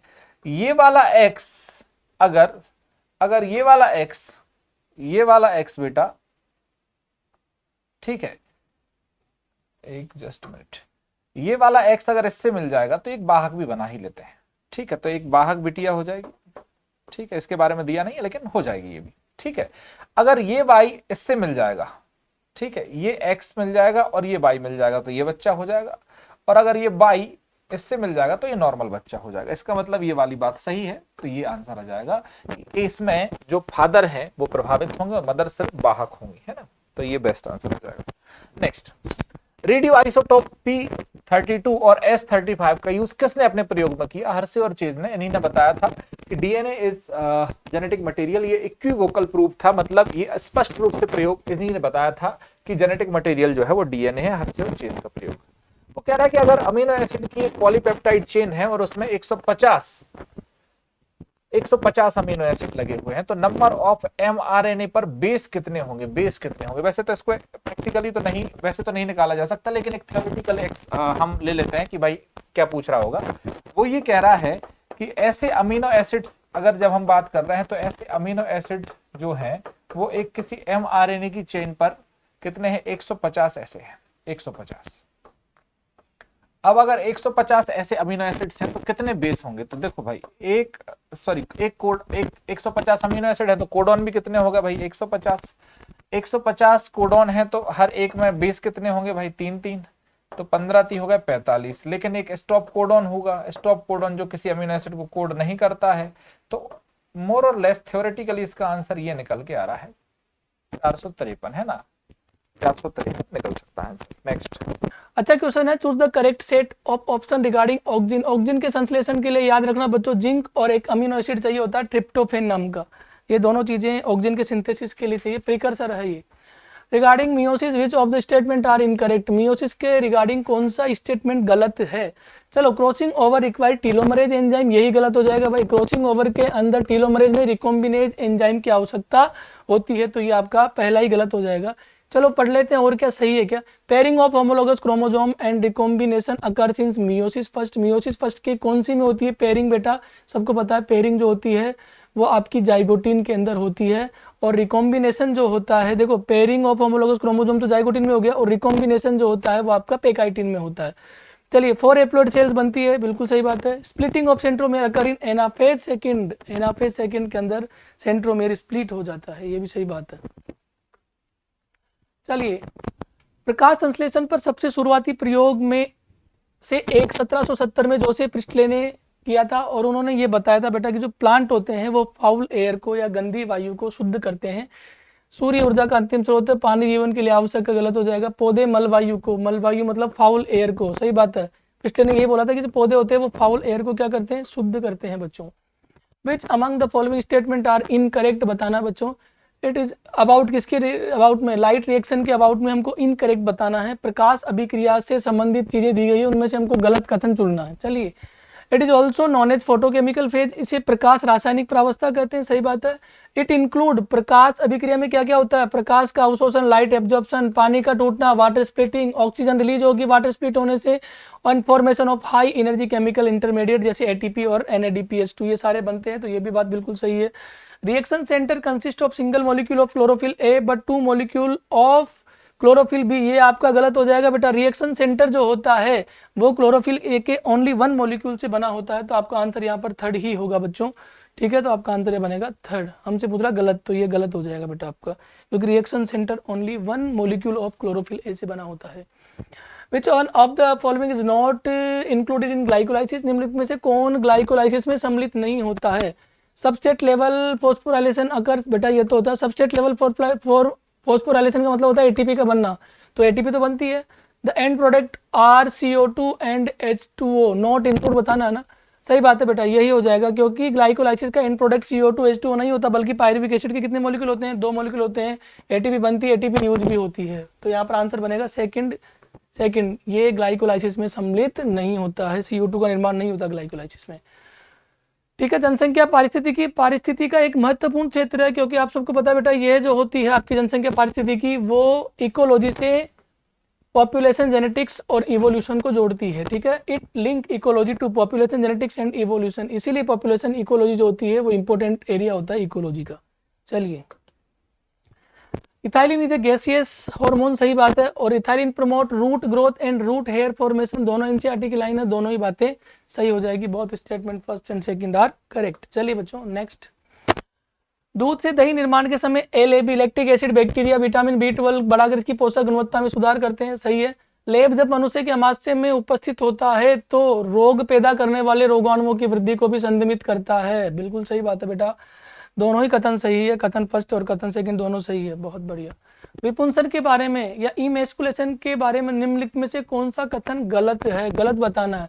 विपुंसन का मतलब होता है बेटा आपके स्टेमन को काट देना, ठीक है। यह कृत्रिम संकरण के चरणों में से एक है, बिल्कुल। आर्टिफिशियल हाइब्रिडाइजेशन के जो स्टेप्स होते हैं उनमें से ये एक है।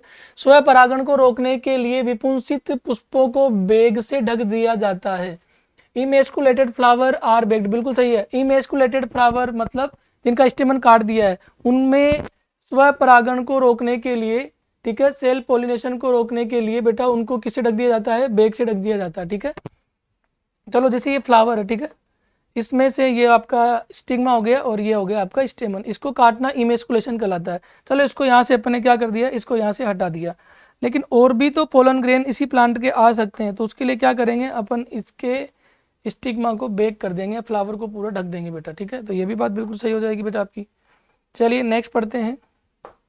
पर परागण को बढ़ावा देने के लिए विपुंसन एक बाह्य जनन युक्ति है, ये भी बात सही है। हम विपुंसन कर इसलिए रहे हैं क्योंकि हमको सेल्फ पोलिनेशन को रोकना है और क्रॉस पोलिनेशन को प्रमोट करना है।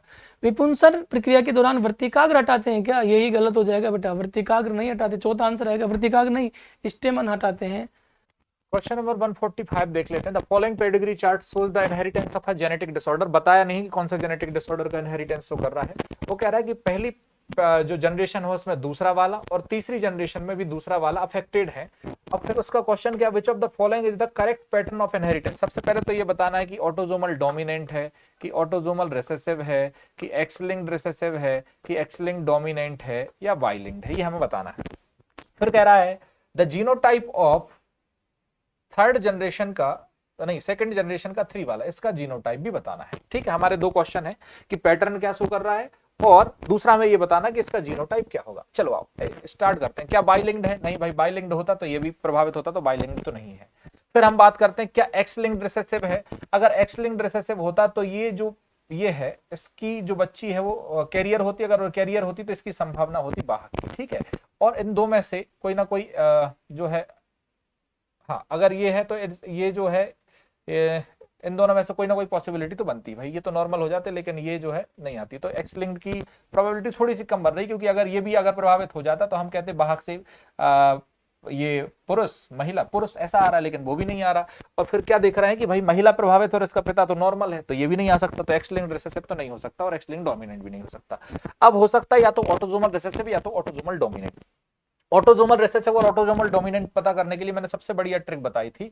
मैंने कहा था भाई दोनों जनक जो है, दोनों जनक नॉर्मल है, दोनों जनक क्या है नॉर्मल, लेकिन संतान क्या है, संतान क्या है भाई प्रभावित।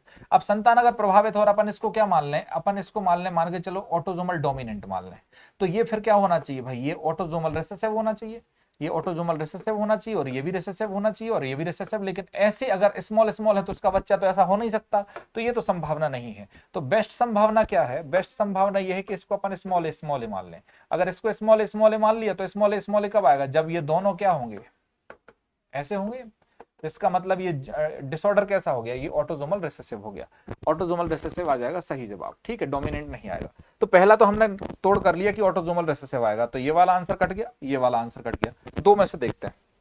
अब क्या है, कह रहा है हेटेरोजाइगस या होमोजाइगस। भाई स्पष्ट दिख रहा है कि ये वाला क्या है हेटेरोजाइगस, तो ये आंसर आ जाएगा। ठीक है, नेक्स्ट फिर कह रहा है 146, what is the function of परमीएज enzyme in lac operon. NCERT की लाइन है कि परमीएज एंजाइम जो होता है वो इंक्रीज कर देता है परमिएबिलिटी किसकी, बीटा गैलेक्टोसाइडेज की, बीटा गैलेक्टोसाइडेज की पारगम्यता को बढ़ा देता है। ठीक है, नेक्स्ट कॉर्टिसोल जो है वो एक ग्लूकोकॉर्टिकॉइड कहलाता है ह्यूमन में। ये मेटाबॉलिक रिस्पॉन्स भी करता है स्ट्रेस के दौरान। विच of the following set of physiological action executed by the cortisol. Cortisol मनुष्य में एक प्रमुख ग्लूकोकॉर्टिकॉइड है और तनाव के दौरान यह उपापचयी प्रतिक्रियाओं के मध्यस्थ करता है। निम्नलिखित में से कौन सी कार्य की क्रियाओं के समूह को कॉर्टिसोल द्वारा संपन्न किया जाता है, देखते हैं। अब स्ट्रेस के दौरान, तो स्ट्रेस के दौरान क्या चाहिए हमें, स्ट्रेस के दौरान ज्यादा शुगर चाहिए, मतलब ग्लूकोज ज्यादा बनना चाहिए। ग्लूकोज जब ज्यादा बनेगा तो शुगर ज्यादा बनेगी, तो शुगर ज्यादा बनानी होगी, मतलब हमें ग्लाइकोजन को तोड़ना भी पड़ सकता है और नॉन कार्बोहाइड्रेट के सोर्स से भी ग्लूकोज बना सकते हैं, मतलब हमें शुगर का लेवल बढ़ाना होगा अगर हम स्ट्रेस की बात कर रहे हैं। Stimulation of the glycogenesis, glycogenesis नहीं करता भाई, ग्लाइकोजेनेसिस नहीं करेगा, ग्लूकोनियोजेनेसिस करेगा, है ना। एंड एनहेंस नहीं करता है, सेलुलर अपटेक के एनहेंस को, अमीनो एसिड को नहीं करेगा, ये तो गलत बात है। Inhibition of the gluconeogenesis, inhibition नहीं करता, प्रमोट करता है या स्टिमुलेट करता है ग्लूकोनियोजेनेसिस को, है ना, और ये भी गलत हो गया। Stimulate the gluconeogenesis, lipolysis, proteolysis, है ना, and inhibit the cellular Uptake of amino acid. बिल्कुल सही बात है कि ग्लूकोनियोजेनेसिस करता मतलब नॉन कार्बोहाइड्रेट सोर्स से कार्बोहाइड्रेट बनाता है, प्रोटीन को तोड़ता है, फैट को तोड़ता है, लिपोलाइसिस करता है, प्रोटियोलाइसिस करता है, और नया ग्लूकोज बनाने की कोशिश करता है, साथ ही साथ अमीनो एसिड के अपटेक को जो है इनहिबिट करता है या कम करता है। ठीक है, तो ये बात सही है कि ग्लूकोनियोजेनेसिस करता है, वसा का अपघटन करता है, प्रोटीन का अपघटन प्रेरित करता है और अमीनो एसिड के कुछ की अभिग्रहण का संदमन करता है। शोध क्रिया में ये सम्मिलित नहीं होता है, तो बेस्ट आंसर जो है थर्ड आ जाएगा। नेक्स्ट वो कह रहा है इको आरआई जो है वो कट करता है किसी सीक्वेंस को, तो वो सीक्वेंस हमें पता लगाना है। भाई देखो जी के साथ जी की कंप्लीमेंट्री नहीं हो सकती तो सीक्वेंस ही गलत दिया है, जी के साथ यहाँ भी जी की नहीं हो सकती तो अभी सीक्वेंस गलत दिया हुआ है। अब यहाँ पर हम देख लेते हैं कि यहाँ पर जी के साथ सी दिया, यहाँ ये भी सही दिया है। अब इसमें अगर अपन को बात करी जाए तो यहाँ पर कौन सा आ सकता है, जी ए ए टी टी सी और सी टी टी ए ए जी। तो यहां से अगर अपन ऐसा इसको काटे जी और ए के बीच में है ना, तो ये कट जाएगा क्या? ठीक है, सी और टी के बीच में नहीं कटेगा, ये तो नहीं है सीक्वेंस, क्योंकि ये सीक्वेंस है इसका जी ए टी टी सी और यहाँ क्या है सी टी टी ए जी। तो काटता कहाँ है, जी और ए के बीच में काटता है। तो दिस विल बी द, ये जो है इसके खंड बनेंगे, है ना, तो ये answer. Next flippers of penguin and dolphin, दोनों में फ्लिपर्स की बात कर रहा है, फ्लिपर्स की बात कर रहा है, तो दोनों में ही फ्लिपर्स हैं और दोनों में ही फ्लिपर्स हैं। तो ये हो गए एनालोगस ऑर्गन, और एनालोगस ऑर्गन जो होते हैं वो कौन सा एवोल्यूशन बताते हैं, कन्वर्जेंट एवोल्यूशन बताते हैं। और कन्वर्जेंट एवोल्यूशन में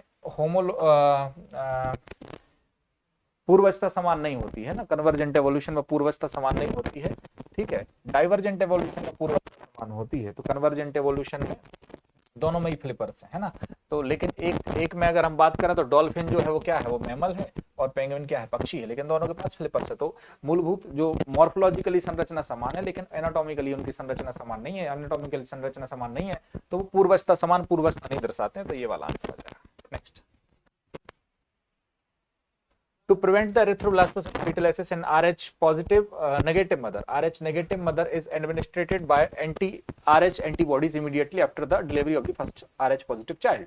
What is the primary mechanism by which this medical intervention protects future pregnancy? वो कह रहा है कि गर्भ रक्ताणु कोरकता को रोकने के लिए RH नेगेटिव माता को उसके RH पॉजिटिव बच्चे के प्रसव के तुरंत बाद एंटी RH प्रतिरक्षी दे दी जाती है। चिकित्सा हस्तक्षेप भविष्य में गर्भावस्थाओं की सुरक्षा की किस क्रिया विधि? भाई वो कह रहा है कि जैसे कोई RH नेगेटिव मदर थी, भाई RH नेगेटिव मदर थी और उसका बच्चा जो हो रहा है वो RH पॉजिटिव हो रहा है, जैसे पहली डिलीवरी होगी बच्चा निकाला ही जाएगा और तुरंत उसको हम एंटी RH एंटीबॉडीज लगा देते। तो वो एंटी RH एंटीबॉडी ऐसा क्या करती है कि जो फर्दर प्रेगनेंसीज होंगी, जो सब्सिक्वेंट प्रेगनेंसी होंगी, उनमें वो बच्चों को एरिथ्रोब्लास्टोसिस फीटलिसिस से बचाती। तो ऐसा उसका एप्लीकेशन क्या है, वो किस मूलभूत सिद्धांत पर काम कर रही है, ऐसा कुछ पूछ रहा है ना। अब देखो, it permanently suppress the mother's bone marrow, क्या ये मदर बोन मैरो पे असर डालेगी? नहीं भाई, एंटी RH एंटीबॉडी जाकर के बोन मैरो पे थोड़ी इफेक्ट करेगी। It crosses the placenta at subsequent pregnancies to strengthen the fetal red blood cell against the maternal attack। नहीं भाई, ये प्लेजेंटा को क्रॉस करके जाएगी और बाद में आरबीसी को क्या कहेगी, उनको बढ़िया कर देगी और ताकि वो आक्रमण के विरुद्ध मजबूत हो जाए, ऐसा कुछ नहीं करती। It destroy any fetal red blood cells जो है RH positive enter in the maternal, यहाँ पर स्पेस होगा, the maternal circulation before the mother's immune system can recognise them and synthetic own antibodies. ये बात सही है, यह माता के प्रतिरक्षा तंत्र द्वारा पहचानने और अपने स्वयं की प्रतिरक्षी बनाने से पहले ही मातृ परिसंचरण में प्रवेश कर जाता है और RH पॉजिटिव रक्त, जितनी भी अगर कोई भी RH पॉजिटिव रक्त की कणिका गई है और वो कणिका अगर पहुंच गई तो उसको नष्ट कर देगा, ताकि मदर का जो इम्यून सिस्टम है वो सेंसिटाइज ना हो पाए और एंटी RH एंटीबॉडीज जो है, जो RH के खिलाफ एंटीबॉडीज है वो ना बना पाए, इसके पहले ही उसको वो खत्म कर देता है। तो ये ज्यादा सही लग रहा मुझे, है ना। इट चेंजेस RH स्टेटस थोड़ी बदल पाएगा भाई, है ना। नेक्स्ट, वो कह रहा है एक म्यूटेशन होता है जिसमें डीएनए तो चेंज हो जाता है लेकिन अमीनो एसिड जो है चेंज नहीं होता है। ऐसे डीएनए, ऐसे म्यूटेशन वो क्या कहते हैं, साइलेंट म्यूटेशन, क्योंकि ये कोई प्रभाव नहीं दिखा रहा है, डीएनए तो बदल गया है लेकिन उससे अमीनो एसिड पर कोई प्रभाव नहीं पड़ रहा है। ठीक है, फ्रॉग के रेस्पिरेटरी सिस्टम नहीं, एक्सक्रीटरी सिस्टम लिखा हुआ है। फ्रॉग के which of the following statement above below regarding the frog? अच्छा, फ्रॉग के बारे में पूछ रहा है कि कौन से स्टेटमेंट सही हैं। वो कह रहा है skin always maintain moist and condition the mucus gland. वो कह रहा है कि म्यूकस ग्लैंड होती है, इस वजह से त्वचा हमेशा जो है नम स्थिति बनाए रखती है। बात तो सही लग रही है मुझे। The excretory system consist of paired kidney, एक जोड़ी किडनी होती है, यूरेटर होते हैं, यूरिनरी ब्लडर होते हैं, क्लोएका भी होता है। वैसे क्लोएका तो एक कॉमन कक्ष है जहां से भाई सभी चीजें जो है वो निकलती हैं, लेकिन यहाँ पर इसके संदर्भ में क्या हम इसको कह सकते हैं, हाँ कह सकते हैं, सही कह सकते हैं। The hind limbs and the hind limb ends in 5 digits and are larger and more muscular than the 4 limbs। वो कह रहा है पश्चपात जो होते हैं उनकी उंगलियां जो होती हैं वो 5 डिजिट वाली होती हैं और वो अधिक मासल होते हैं, ज्यादा मासल होते हैं, तैरने के काम में भी आते हैं। ठीक बात है। Tympanum are present either side of the eyes and receive sound signal. बात तो सही कह रहा है कि टिम्पेनम होते हैं जो आंखों के दोनों तरफ होते हैं और साउंड के सिग्नल को रिसीव करने का काम करते हैं। ठीक बात है, ये चारों ही बातें मुझे सही लग रही हैं, तो ये चारों आ जाएगा। ठीक है, चलो अगला क्वेश्चन देखते हैं क्या पूछा हमसे। Which of the following are correct match, क्या बताना भैया, सही मैच बताना है हमको। देख लेते हैं कौन सी अनुरूपता सही है। ठीक है, एस्कैरिस जो है ना बेटा वो किंग क्रैब नहीं है। ठीक है, एस्कैरिस क्या नहीं है, किंग क्रैब नहीं है, ये राउंड वर्म होती है। क्या होती है, राउंड वर्म या गोलक्रमी होती है। क्या होती है, राउंड वर्म या गोलक्रमी होती है। ठीक है, ठीक, अब देख लो ये बिल्कुल सीधा सीधा आंसर दिख रहा है हमको। क्या दिख रहा है, ये गोर्गोनिया वाला तो गलत हो गया ना, क्योंकि एस्कैरिस को हम क्या बोलते हैं, राउंड वर्म बोलते हैं, तो ये ऐसे ही गलत हो गया। ठीक है, लिम्यूलस क्या है भैया, लिम्यूलस का दूसरा नाम है किंग क्रैब। क्या नाम है इसका, किंग क्रैब, या इसी को कहते हैं राज करकट। क्या कहते हैं बेटा इसको, राज करकट कहते हैं। ठीक, और यही क्या है सर, यही लिविंग फॉसिल या जीवित जीवाश्म है। यही क्या है बेटा, लिविंग फॉसिल या जीवित जीवाश्म है। तो आंसर क्या आ जाएगा सर, 4 आ जाएगा। इसका आंसर क्या होगा, 4। चलो bulliform cell match column first को कॉलम सेकंड के साथ ऐसे करेंगे। लेटरल रूट का इनिशिएशन किससे होता है, पेरिसाइकिल से होता है। रूट के अंदर एक्जार कंडीशन होती है। ग्रास के अंदर बुलीफॉर्म सेल पाई जाती है। ठीक है, डाइकोट लीफ के अंदर बंडल शीथ, बेटा देखा जाए तो बंडल शीथ सेल तो मोनोकोट लीफ में भी पाई जाती है, लेकिन अब क्वेश्चन की डिमांड यहाँ पर है तो उस हिसाब से अपन आंसर देंगे बेटा। ठीक है, स्टेम के अंदर एंडार कंडीशन होती है। चलो ए में थर्ड आ रहा है, बी में फर्स्ट आ रहा है, ए में थर्ड बी में फर्स्ट, एक ही ऑप्शन में दिया है चौथे के अंदर। ठीक है, तो आपका आंसर बनेगा यहाँ पर 4 बच्चों। चलिए next, ATP is used eight 2 step. बिल्कुल सही बात है, 2 स्टेप में अपन यूज करते हैं।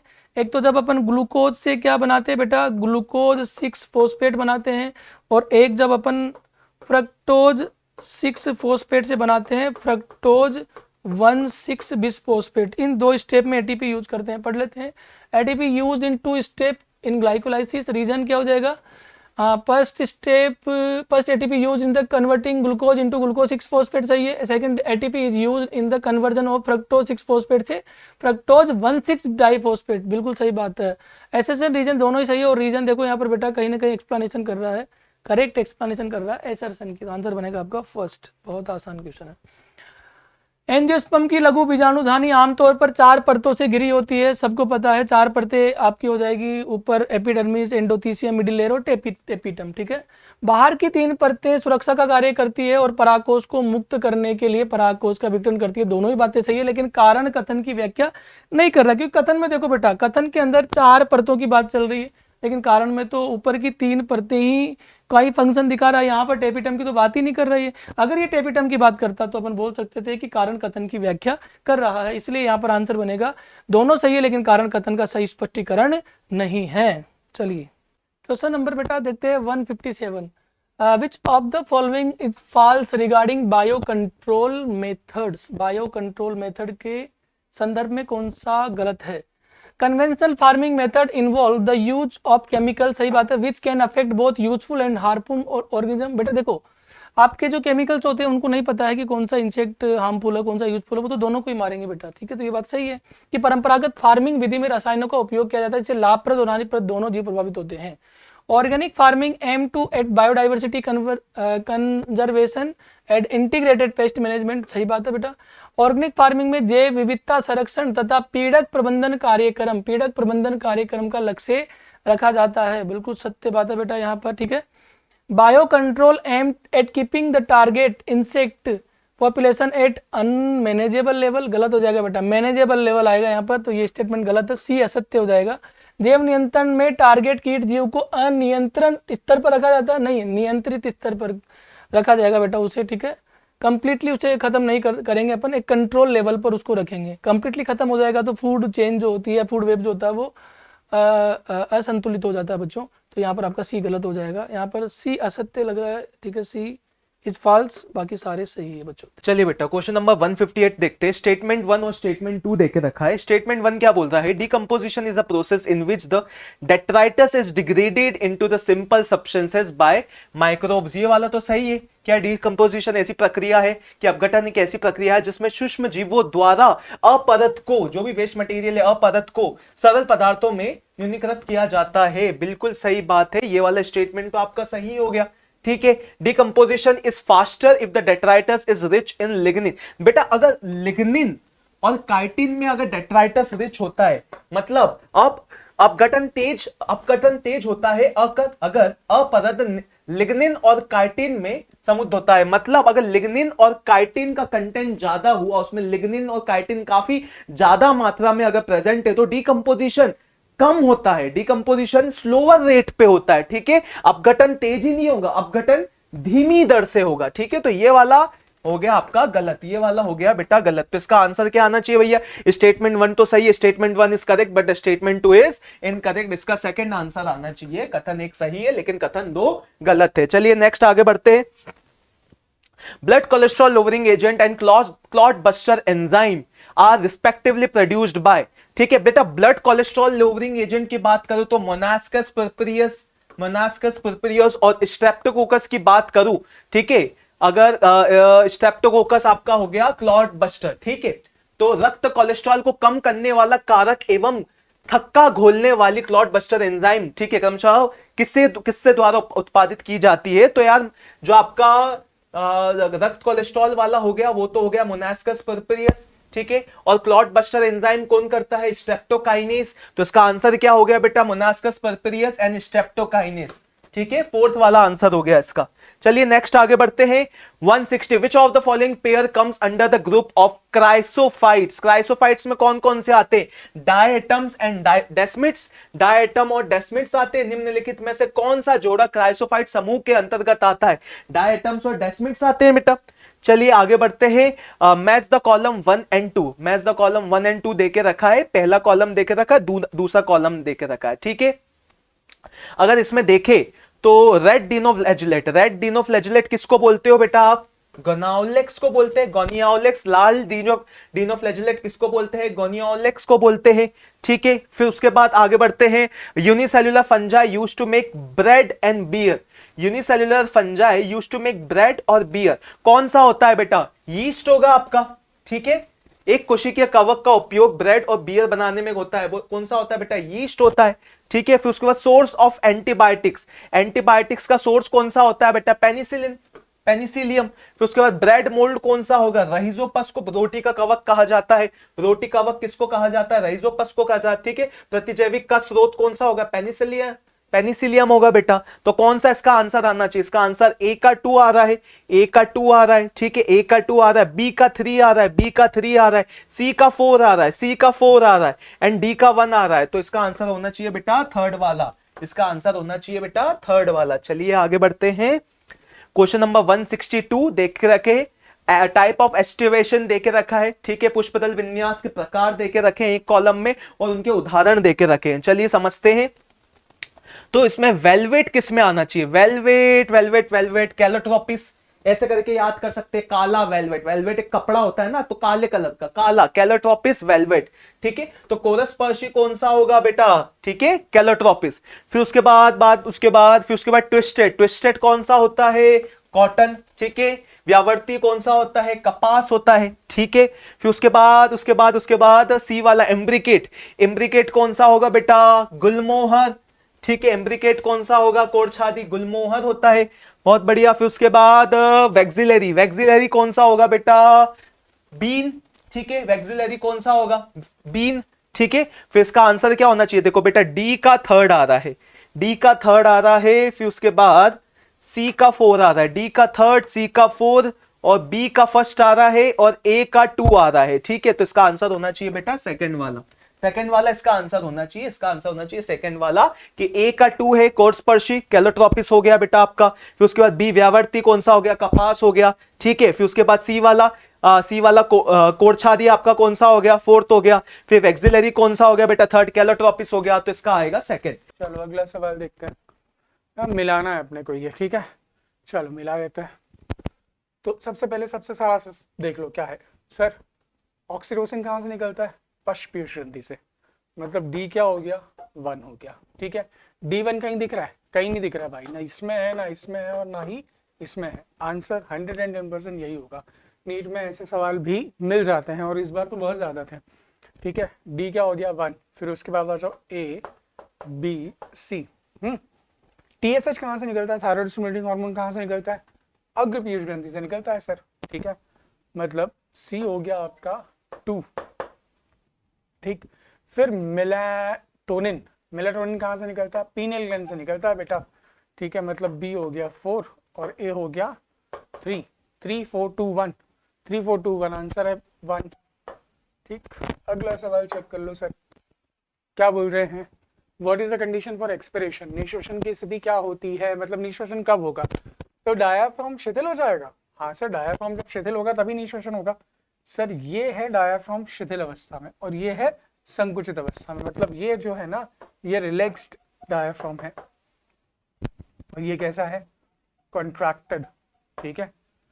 जब डायाफ्राम ऐसा होगा तब तो आप क्या कर रहे हो, इनहेलेशन कर रहे हो, मतलब अंतर शोषण कर रहे हो, थोरेसिक कैविटी के साइज को बढ़ा रहे हो, और यहाँ पे क्या होता है, थोरेसिक कैविटी का साइज कम हो जाएगा। मतलब जब आपको एक्सपिरेशन करना है तो डायाफ्राम किस कंडीशन में होना चाहिए, रिलैक्स स्टेट में होना चाहिए, मतलब डायाफ्राम का क्या हो जाए, शिथिलन हो जाए, ठीक। डायाफ्राम का संकुचन होगा तो अंतर शोषण होगा बेटा, मतलब कि इनहेलेशन होगा, तो ये वाली बात गलत हो गई। फिर वो बोल रहे हैं relaxation of external intercostal muscle, बाह्य अंतरापर्शुक पेशियों में क्या हो जाए, शिथिलन हो जाए। बिल्कुल सही बात है सर, बाह्य अंतरापर्शुक पेशियों में शिथिलन हो जाएगा तो भी ये कहानी हो जाएगी, ठीक है। बात बाकी होता किसमें है, तो अंतरापर्शुक पेशियों में क्या होता है, शिथिलन होता है, ठीक,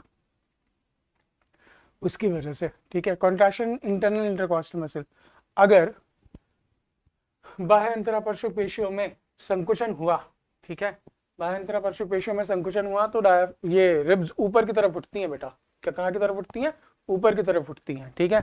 उससे भी क्या होगा, अंतःश्वसन या इनहेलेशन के टाइम पे ऐसा होता है। तो क्या क्या सही हो गया सर, A और C सही हो गया, मतलब आंसर क्या आएगा, 4 आएगा, ठीक। अगला आ जाओ, which one of the following bone are not included in the facial bone, बेटा एथमॉइड बोन नहीं होती है, कौन सी बोन, एथमॉइड बोन। ऐसी कौन सी अस्थि है जो अन्य अस्थियों में सम्मिलित नहीं है, तो लैक्राइमल होती हैं, ठीक है, नेजल होती हैं, मैग्जिला होती है, एथमॉइड बोन नहीं होती, ठीक है। अगला आ जाओ, गुच्छिकाएं क्या है, तो बोलना ग्रुप ऑफ सेल बॉडीज, ठीक है। गैंग्लिया क्या है भैया, कोशिका काय का समूह है। इंफॉर्मेटिव सवाल था बेटा, इसमें कुछ ऐसा नहीं था। अगला, what is the similar meaning word for depolarisation, depolarisation मतलब विध्रुवण, विध्रुवण के लिए समान अर्थ वाला क्या है, विध्रुवण होगा तो क्या हो जाएगा, सिस्टोल या संकुचन होगा, ठीक है, आंसर आ जाएगा सेकंड। अगला देखो, वृक्क प्रत्यारोपण किसे दूर करने का अंतिम उपाय है, वृक्क की क्रियाहीनता, ये चिंता नहीं है बेटा, यहाँ हीनता है, क्या है, हीनता, ठीक। Renal failure, kidney transplant is the ultimate method in the correction of acute renal failure, third answer आएगा। अगला आ जाओ सर, क्या पूछा है, find out the correct statement in the following, क्या क्या बताना है, सही बताना है अपने को, ठीक है। इलेक्ट्रोफोरेसिस तकनीक में डीएनए खंड किस इलेक्ट्रोड की ओर जाते हैं, एनोड की तरफ जाते हैं, सही बात है, ठीक है। मतलब fragments of DNA move toward which electrode in electrophoresis technique, is anode, सही बात है। Meloidogyne incognita infect plant part root, बिल्कुल सही बात है। मेलोडिक एनी इनकॉग्निशन तंबाकू के पौधों की जड़ों को संक्रमित करता है, सही बात है। RNA interference takes place in all eukaryotes as the method of cellular defence, सही बात है सर। सेलुलर डिफेंस विधि के लिए सभी यूकैरियोट्स में आरएनए इंटरफेरेंस को लेते हैं, बिल्कुल सही है। Insulin consist of 2 polypeptide chain, insulin में 2 पॉलीपेप्टाइड श्रृंखलाएं होती हैं बेटा। अब यहाँ कहानी क्या हो गई है, यहाँ कहानी ये हो गई है कि ये हमको एग्जैक्टली नहीं बता रहे हैं कि प्राक इंसुलिन है यानी प्रो इंसुलिन है या मिच्योर यानी कि परिपक्व इंसुलिन है। तो अगर ऐसा कुछ नहीं है तो हम इसको क्या मानेंगे, हम इसको परिपक्व इंसुलिन ही मानेंगे, ठीक है। सो आंसर क्या हो जाएगा कि चारों स्टेटमेंट सही है, मतलब A B C D, answer आ जाएगा सेकंड। क्या आ जाएगा आंसर, सेकंड। अगला सवाल आ जाओ सर। अगला सवाल वो बोल रहे हैं कि consider physical constraints of an embryonic bird developing inside a shelled waterproof egg cell. Based on the toxicities and water requirements of the nitrogenous waste, why is urotelism an absolute evolutionary prerequisite for these organisms? ठीक है, एक कवचयुक्त जलरोधी अंडे के भीतर विकसित हो रहे पक्षी की भ्रूण की भौतिक बाधाओं पर विचार कीजिए और नाइट्रोजनी अपशिष्टों की विषाक्तता और जल की आवश्यकताओं के आधार पर इन जीवों के लिए यूरिकोटेलिज्म होगा। बेटा ये क्या होगा, यूरिकोटेलिज्म एक अनिवार्य विकासशील पूर्वापेक्षा क्यों है? ऐसा क्यों है कि हमने उसको अंडे में बनाया है, ठीक है, और वाटरप्रूफ बनाया उस अंडे को, ऐसा क्यों हुआ, एवोल्यूशन में ऐसा क्यों हुआ? तो बोलना soluble ammonia would easily diffuse across the shell, egg shell into the atmosphere, depriving the embryo of nitrogen। ये तो गलत बात हो गई बेटा। घुलनशील अमोनिया आसानी से अंडे के कवच से विस्तृत होकर वायुमंडल में चली जाएगी, जिससे भ्रूण नाइट्रोजन से वंचित हो जाएगा। ऐसा नहीं होता, इतना प्रोटीन भरा हुआ है। Liquid urea would accumulate in high volumes causing egg to expand and rupture in the shell। बेटा ऐसा नहीं होता, क्योंकि पहले प्लाज्मा मेम्ब्रेन होती है, फिर प्लाज्मा मेम्ब्रेन के ऊपर कैल्शियम कार्बोनेट का खोल होता है। तो ये कितना भी एक्सपेंड करेगा तो इजीली उतना एरिया है उसके पास, ठीक है। तरल यूरिया बड़ी मात्रा में जमा हो जाएगी, जिससे अंडा फूलेगा और कवच फट जाएगा, पॉसिबल नहीं है। Uric acid can be precipitated as harmless semi solid paste और pellet storing toxic nitrogen safely inside the shell without needing a large volume of water. सही बात है बेटा, यूरिक अम्ल एक हानि रहित मतलब अहानिकारक अर्ध ठोस पेस्ट या गोली के रूप में अवशेपित किया जाता है, किया जा सकता है, जिससे विषैले नाइट्रोजन की बड़ी मात्रा को जल की आवश्यकता के बिना कवच के अंदर सुरक्षित रूप से संग्रहित किया जा सकता है। योग का होना यही तो बताता है, मतलब आंसर क्या हो जाएगा 3, ठीक है। अगला आ जाओ, क्या पूछ रहे हैं हमसे, industrial melanism as observe peppered moth proves that. Peppered moth में इंडस्ट्रियल मेलेनिज्म क्या सिद्ध करती है? इंडस्ट्रियल मेलेनिज्म मतलब बेटा औद्योगिक कृष्णता, ठीक है। क्या बोला इसको, औद्योगिक कृष्णता, औद्योगिक कृष्णता, ठीक है। चलो sir, the melanic form of the moth has no selective advantage over lighter form in industrial area. बेटा ये ना बात गलत हो जाएगी, क्यों? तो देखो क्या लिखा है, इंडस्ट्रियल या औद्योगिक क्षेत्र में मेलानिक फॉर्म ऑफ मॉथ का कोई सिलेक्टिव एडवांटेज नहीं था लाइटर मॉथ की तुलना में। लाइटर मॉथ की तुलना में सिलेक्टिव एडवांटेज था, तभी तो ग्राफ्ट कहाँ शिफ्ट हुआ था, ब्लैक मॉथ की तरफ शिफ्ट हुआ था भाई, ठीक है।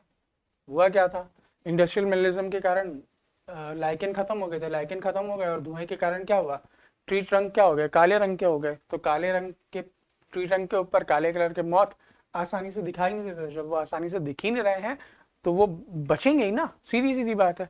तो ये वाली बात तो गलत हो गई, ठीक है। अगला सवाल, अगला देखो क्या लिखा है, the lighter form moth has no selective advantage either in polluted industrial area और nor in non polluted industrial area.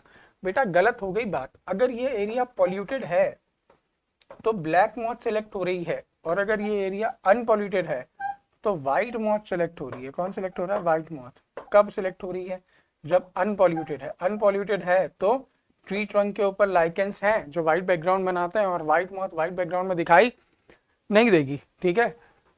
ये वाली बात भी क्या हो गई, गलत हो गई। पॉल्यूटेड और नॉन पॉल्यूटेड इंडस्ट्रियल एरिया के अंदर lighter moth form of moth का कोई सिलेक्टिव एडवांटेज, ये गलत बात है, था एडवांटेज, तभी तो वो बच रहे थे। Melanism is pollution, is a pollution generated feature. कृष्णता प्रदूषण द्वारा उत्पन्न हुआ था? नहीं, पहले से थे, पहले से थे, ठीक है। अच्छा, फिर वो बोलते हैं the true black melanic forms arises by recurring random mutation. बिल्कुल सही बात है सर, कोई म्यूटेशन हुआ होगा उसी के कारण तो ऐसा हुआ होगा। ठीक है। एनसीईआरटी ये वाली चीज कहाँ पता कहाँ रिफ्लेक्ट होती है, ये वाली चीज रिफ्लेक्ट होती है बेटा प्रिंसिपल ऑफ इनहेरिटेंस में, जहाँ वो लिखा हुआ है ना, वो बोलते हैं कि पहले सिर्फ कैपिटल ए यानी कि डोमिनेंट ट्रेट रहा होगा, ठीक है, बाद में किसी म्यूटेशन के कारण ये कैसा हो गया होगा, स्मॉल ए या फिर कैपिटल ए स्मॉल ए हो गया होगा, ठीक है। मतलब ये जो रेसेसिव ट्रेट आया है ना, वो किसी म्यूटेशन के कारण आया होगा। तो फिर ये वाली बात क्या हो जाती है, सही हो जाती है। True melanic forms arise by recurring of random mutation. मतलब इसका आंसर क्या बनेगा, 4 बनेगा सर। लिस्ट 1 और लिस्ट 2 दो लिस्ट देके रखी है। मेटासेंट्रिक जिसको बोलते हैं मध्य केंद्र की, ठीक है, मेटासेंट्रिक, एक्रोसेंट्रिक, सब मेटासेंट्रिक है, टीलोसेंट्रिक। देखो अगर मैं बना के बताऊं तो ये आपका होता है मध्य केंद्र की, देखो ऐसा कुछ, ये होता है मेटासेंट्रिक, ठीक है। फिर उसके बाद ये होता है, थोड़ा सा ऊपर कर देंगे गुणसूत्र बिंदु, गुणसूत्र बिंदु को थोड़ा सा ऊपर कर देंगे तो ये हो जाएगा सब मेटासेंट्रिक। सेंट्रोमियर को थोड़ा सा ऊपर कर देंगे तो ये सब मेटासेंट्रिक हो जाएगा, ठीक है। फिर उसके बाद आ जाएगा, थोड़ा और ऊपर कर दिया, थोड़ा और ऊपर कर दिया तो ये क्या हो जाएगा, एक्रोसेंट्रिक। गुणसूत्र बिंदु को थोड़ा और ऊपर कर दो, फिर उसके बाद क्या होगा, एकदम किनारे पर ले आओ तो ये कौन सा हो जाएगा बेटा, टीलोसेंट्रिक हो जाएगा, ठीक है। ये हो जाएगा बेटा टीलोसेंट्रिक, उसमें गुणसूत्र बिंदु जो रहता है एकदम कोने पे रहता है, ठीक है, ठीक है। तो इसके बाद मेटासेंट्रिक। अब मेटासेंट्रिक एक बार समझते हैं कहां लिख के रखा है। मेटासेंट्रिक देखिए, mentor situated close to the chromosome to the one end exchange. नहीं बेटा, centromere at the terminal, centromere at the middle and forming 2 equal halves, तो इसका आ जाएगा बेटा 3rd, ठीक है। इसका आ जाएगा बेटा आपका 3rd आ जाएगा, ठीक है। फिर एक्रोसेंट्रिक, एक्रोसेंट्रिक में आप देख सकते हैं ये वाला होता है एक्रोसेंट्रिक, ठीक है। एक्रोसेंट्रिक कौन सा हो जाएगा, सेंट्रोमियर स्लाइटली अवे फ्रॉम, नहीं, centromere situated close to chromosome at one end forming one extremely hard and one very long arm, ठीक है। तो इसका हो जाएगा ठीक है, इसका एक्रोसेंट्रिक, सेंट्रोमियर सिचुएटेड, ठीक है। ये आपका ये आ जाएगा, बी का फर्स्ट आ जाएगा। फिर सब मेटासेंट्रिक, सब मेटासेंट्रिक मतलब बीच से थोड़ा सा ऊपर, सेंट्रोमियर स्लाइटली अवे, ठीक है, सब मेटासेंट्रिक ये हो गया। फिर टीलोसेंट्रिक एक ही बचा, टर्मिनल पे हो जाएगा टीलोसेंट्रिक। टीलोसेंट्रिक कौन सा हो जाएगा, टर्मिनल पे हो जाएगा। तो इसका आंसर क्या आना चाहिए, डी का 2 देके रखा है ना, डी का 2 देके रखा है, एक ही ऑप्शन में डी का 2 देके रखा है और ए का 3 देके रखा है। मेटासेंट्रिक ए का 3 देके रखा है, फिर बी का 1 देके रखा है, बी का 1 देके रखा है, सी का क्या देके रखा है, 4 देके रखा है एंड डी का 2 देके रखा है। तो इसका आंसर क्या होना चाहिए बेटा, 4 आना चाहिए इसका आंसर, इसका आंसर 4 आना चाहिए, ठीक है। अंतः केंद्रीय में क्या होता है, अंतः केंद्रीय में गुणसूत्र बिंदु गुणसूत्र के शीर्ष पर रहता है, देखो यहाँ पे देख सकते हैं एकदम शीर्ष पर स्थित है अंतः केंद्रीय में, ठीक है। फिर उसके बाद उपमध्य केंद्रीय, उपमध्य केंद्रीय में कुछ इस तरीके से होता है, उपमध्य केंद्रीय में कुछ इस तरीके से होता है, एक छोटा रहता है और एक बड़ा रहता है, मतलब थोड़ा सा ऊपर लिया, ठीक है, थोड़ा सा ऊपर लिया, ठीक है। फिर उसके बाद अग्रबिंदु, अग्रबिंदु आपका किस में रहेगा, पहले वाले में रहेगा कुछ इस तरीके से, ये वाला हो गया आपका एक्रोसेंट्रिक और ये हो गया आपका टीलोसेंट्रिक, ठीक है। तो इसका आंसर क्या होगा बेटा, 4th वाला। चलिए आगे बढ़ते हैं।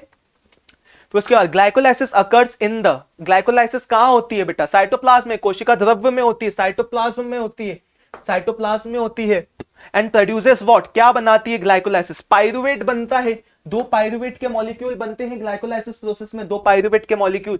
तो यहाँ पे क्या होगा, कोशिका द्रव्य, कोशिका द्रव्य, ठीक है, कोशिका द्रव्य, फिर पाइरुवेट, पाइरुवेट आ जाएगा, ठीक है। और उसके बाद वो पाइरुवेट कहां जाता है, सूत्र कणिका में जाता है, सूत्र कणिका में जाता है, माइटोकॉन्ड्रिया में जाता है। वो पाइरुवेट कहां जाता है बेटा, माइटोकॉन्ड्रिया में जाता है। तो इसका आंसर क्या होगा, glycolysis occur in the cytoplasm, pyruvate, mitochondria. तो साइटोप्लाज्म, पाइरुवेट, माइटोकॉन्ड्रिया, ये इसका फर्स्ट वाला आंसर होगा, ठीक है। और कई ऐसे ऑप्शन है क्या, साइटोप्लाज्म नहीं, तो कोशिका द्रव्य, पाइरुवेट और सूत्र कणिका, माइटोकॉन्ड्रिया। चलिए आगे बढ़ते हैं।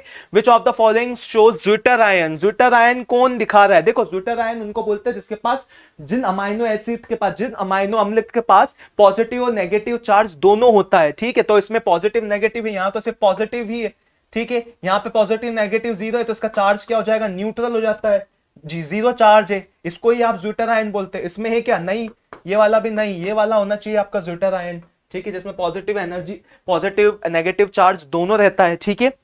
आइए आगे बढ़ते हैं। क्वेश्चन नंबर 175, ये एनसीईआरटी का बेटा डायग्राम देके रखा है, ठीक है। अब यहाँ पे zygote, globular embryo, heart shape embryo, mature, यहाँ पे ABCD पूछा है अपन को। तो ए क्या होगा बेटा, सस्पेंसर होगा, ए होगा आपका सस्पेंसर, ए होगा बेटा सस्पेंस, निलंबन, ठीक है। एक आपका ए हो गया सस्पेंसर, ठीक है, निलंबक हो गया, आपका सस्पेंसर हो गया। फिर उसके बाद बी क्या होगा, रेडिकल हो जाएगा बेटा, बी आपका रेडिकल हो जाएगा, बी आपका रेडिकल हो जाएगा। फिर डी क्या हो जाएगा, कॉटिलेडॉन्स हो जाएंगे, डी आपका कॉटिलेडॉन्स हो जाएंगे। और सी क्या होगा, प्ल्यूमुले हो जाएगा, सी प्ल्यूमुले हो जाएगा। तो इसका आंसर क्या हो जाएगा, ए सस्पेंसर है, बी रेडिकल, ए सस्पेंसर, बी रेडिकल, फिर उसके बाद सी प्ल्यूमुले और डी कॉटिलेडॉन। इसका फर्स्ट आंसर आना चाहिए बेटा, इसका फर्स्ट आंसर आएगा, ठीक है। ए क्या देके रखा है आपका, सस्पेंसर निलंबक देके रखा है। फिर बी क्या देके रखा है बेटा, मूलांकुर है, ये बी क्या है, मूलांकुर है, मूलांकुर है, ये बी हो गया आपका मूलांकुर हो गया। फिर उसके बाद आपको क्या देके रखा है, डी देके रखा है। डी क्या है बेटा, ये देखो दो डी ऐसा करके लेके रखा है, ये क्या है आपके बीज पत्र देके रखे हैं, बीज पत्र देके रखे हैं। डी वाला क्या है, बीज पत्र देके रखा है। और उनके बीच में देखो यहाँ पे क्या देके रखा है बेटा, प्रांकुर देके रखा है, ठीक है, प्रांकुर देके रखा है। तो इसका आंसर क्या होना चाहिए बेटा, फर्स्ट वाला आंसर होना चाहिए। पूरा एनसीईआरटी का डायग्राम है आपका। चलिए आगे बढ़ते हैं। Identified the micro organism which is responsible for the production of immunosuppressive molecule. कौन सा इम्यूनोसप्रेसिव मॉलिक्यूल बनाता है, उसमें सूक्ष्म जीव की पहचान करें जिसमें प्रतिरक्षात्मक दमनकारी अणु, ठीक है, साइक्लोस्पोरिन ए, साइक्लोस्पोरिन का ए का उत्पादन के लिए जिम्मेदार रहता है। कौन सा, ट्राइकोडर्मा पॉलिस्पोरम, ट्राइकोडर्मा पॉलिस्पोरम, ठीक है, ठीक है। चलिए आगे बढ़ते हैं। Which of the following process help the water soluble inorganic nutrient go down into the soil horizon and get precipitated as unavailable? Leaching में होता है बेटा, ये तो निशालन में होता है। निम्नलिखित में से कौन सी प्रक्रिया जल में घुलनशील अकार्बनिक पोषक तत्वों को मृदा क्षितिज के नीचे जाने और अनुपलब्ध लवण के रूप में, ठीक है, अवशेपित होने में मदद करता है? निशालन बेटा, निशालन में होता है ये, किसमें होता है, लीचिंग में होता है। चलिए बेटा क्वेश्चन नंबर 178 देखते हैं। मैच द कॉलम, लिस्ट 1 देके रखा है, लिस्ट 2 देके रखा है। लिस्ट 1 में क्या क्या देके रखा है बेटा, लॉजिस्टिक ग्रोथ देके रखी है, एक्सपोनेंशियल ग्रोथ देके रखी है, expanding age, stable age pyramid देके रखा है। देखो संभार वृद्धि देके रखी है, ठीक है, 4 घातांक की वृद्धि देके रखी है, बढ़ती हुई जनसंख्या का पिरामिड और स्थिर जनसंख्या का पिरामिड, बढ़ती हुई जनसंख्या का पिरामिड और स्थिर जनसंख्या का पिरामिड। तो सबसे पहले लॉजिस्टिक ग्रोथ की बात करता हूं, संभार वृद्धि की बात करता हूं। तो लॉजिस्टिक ग्रोथ में क्या होता है, जितने भी संसाधन रहते हैं, रिसोर्सेस रहते हैं, वो लिमिटेड रहते हैं। तो लॉजिस्टिक ग्रोथ में क्या होगा, लिमिटेड रिसोर्स अवेलेबिलिटी कंडीशन, ठीक है, संसाधन, सीमित संसाधन उपलब्धता की स्थिति, संसाधन जो रहते हैं बेटा सीमित रहते हैं। एक्सपोनेंशियल ग्रोथ में क्या होता है, एक्सपोनेंशियल में ग्रोथ में ऐसा होता है बेटा, अनलिमिटेड सारी चीजें रहती है, संसाधन जो रहते हैं अनलिमिटेड रहते हैं, अनलिमिटेड रिसोर्स अवेलेबिलिटी कंडीशन, असीमित संसाधन उपलब्धता की स्थिति हुई रहती है यहाँ पे। और फिर एक्सपांडिंग एज, देखो एक्सपांडिंग एज हम जब पिरामिड देखते हैं तो उस पिरामिड में हम 3 चीजें देखते हैं, एक तो reproductive, post reproductive and pre reproductive, ठीक है। एक्सपांडिंग एज में क्या होता है, जो प्री रिप्रोडक्टिव वाले लोग रहते हैं वो ज्यादा रहते हैं, फिर उसके बाद रिप्रोडक्टिव, फिर उसके बाद पोस्ट रिप्रोडक्टिव, ठीक है। तो यहां पे देखते हैं percent of individual pre reproductive age is largest followed by reproductive and then post reproductive. तो ये तो सही हो गया, ठीक है। प्री रिप्रोडक्टिव का मतलब होता है रिप्रोडक्टिव एज से पहले, फिर उसके बाद रिप्रोडक्टिव, फिर उसके बाद पोस्ट रिप्रोडक्टिव, जो रिप्रोडक्शन नहीं कर सकते। तो बढ़ती हुई जनसंख्या का पिरामिड क्या बताता है कि जनन पूर्व आयु वाले व्यक्तियों का प्रतिशत सबसे अधिक होता है। जनन पूर्व वाले आयु वाले व्यक्तियों का प्रतिशत सबसे अधिक होता है। इसके बाद जनन सक्षम, ठीक है, इसके बाद जनन सक्षम, फिर उसके बाद जनन और उसके बाद जनन पश्च आयु वाले वर्ग आते हैं। तो इसका क्या होना चाहिए बेटा, सी का तो 3rd ही होना चाहिए। स्टेबल में क्या होता है, जो हमारे प्री रिप्रोडक्टिव और रिप्रोडक्टिव लोग रहते हैं वो सेम नंबर में रहते हैं, ठीक है। तो स्टेबल एज पिरामिड में क्या होता है, the percent of individual of pre reproductive and reproductive age groups are same, ठीक है। स्थिर जनसंख्या का पिरामिड क्या होता है, जनन पूर्व और जनन सक्षम आयु वर्ग के व्यक्तियों का प्रतिशत समान होता है, इसलिए वो स्टेबल रहती है, ना घटती है ना बढ़ती है। चलिए तो इसका आंसर बेटा क्या होना चाहिए, इसका आंसर देखते हैं। डी का तो 4 हो गया, तो डी का 4, फर्स्ट का सेकंड है, फिर उसके बाद बी का फर्स्ट, तो बी का फर्स्ट, इसका फर्स्ट आंसर आना चाहिए। ए का 2 है, देखो ए का 2 है, बी का फर्स्ट है, सी का 3rd है एंड डी का 4 है, ठीक है, इसका आंसर आना चाहिए फर्स्ट। चलिए आगे बढ़ते हैं। In the equation GPP minus R NPP देखे, आर क्या है बेटा, रेस्पिरेटरी लॉसेस देके रखा है, रेस्पिरेटरी, ठीक है, श्वसन से जो हानि होती है उन रेस्पिरेटरी लॉसेस को क्या बोलते हैं, आर बोलते हैं। चलिए देखते हैं, यहाँ पे देके रखा है लेडी बर्ड देके रखा है, माइकोराइजा देके रखा है, biological control, biogas, biogas Methanobacterium, ठीक है, बायोगैस, ठीक है, बायोगैस किसके द्वारा निर्माण होता है, मिथेनोबैक्टीरियम।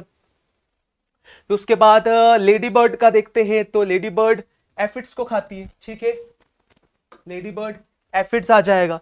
तो यहाँ पे देख लेते हैं ए का 2 आ रहा है, ठीक है, ए का 3 आ रहा है, तो ए का 3 आ रहा है, ए का 3 आ रहा है, ठीक है, ए का 3 आ रहा है, ठीक है। फिर उसके बाद सी का 2, ठीक है, और माइकोराइजा ग्लोमस आ जाएगा, ठीक है। तो हमारा इसका आंसर क्या होना चाहिए, बी का देखो 4 आ रहा है, बी का 4, ठीक है, एंड सी का 2, सी का 2, इसका आंसर क्या होना चाहिए, सेकंड होना चाहिए, ठीक है, इसका आंसर सेकंड आ जाएगा, ठीक है। कवक मूल क्या बनाते, कवक मूल कौन बनाते हैं, ग्लोमस एग्जाम्पल है उसका, ठीक है, जैव नियंत्रण ट्राइकोडर्मा, ठीक है, तो इसका आंसर सेकंड आ गया। चलिए, थैंक यू सो मच।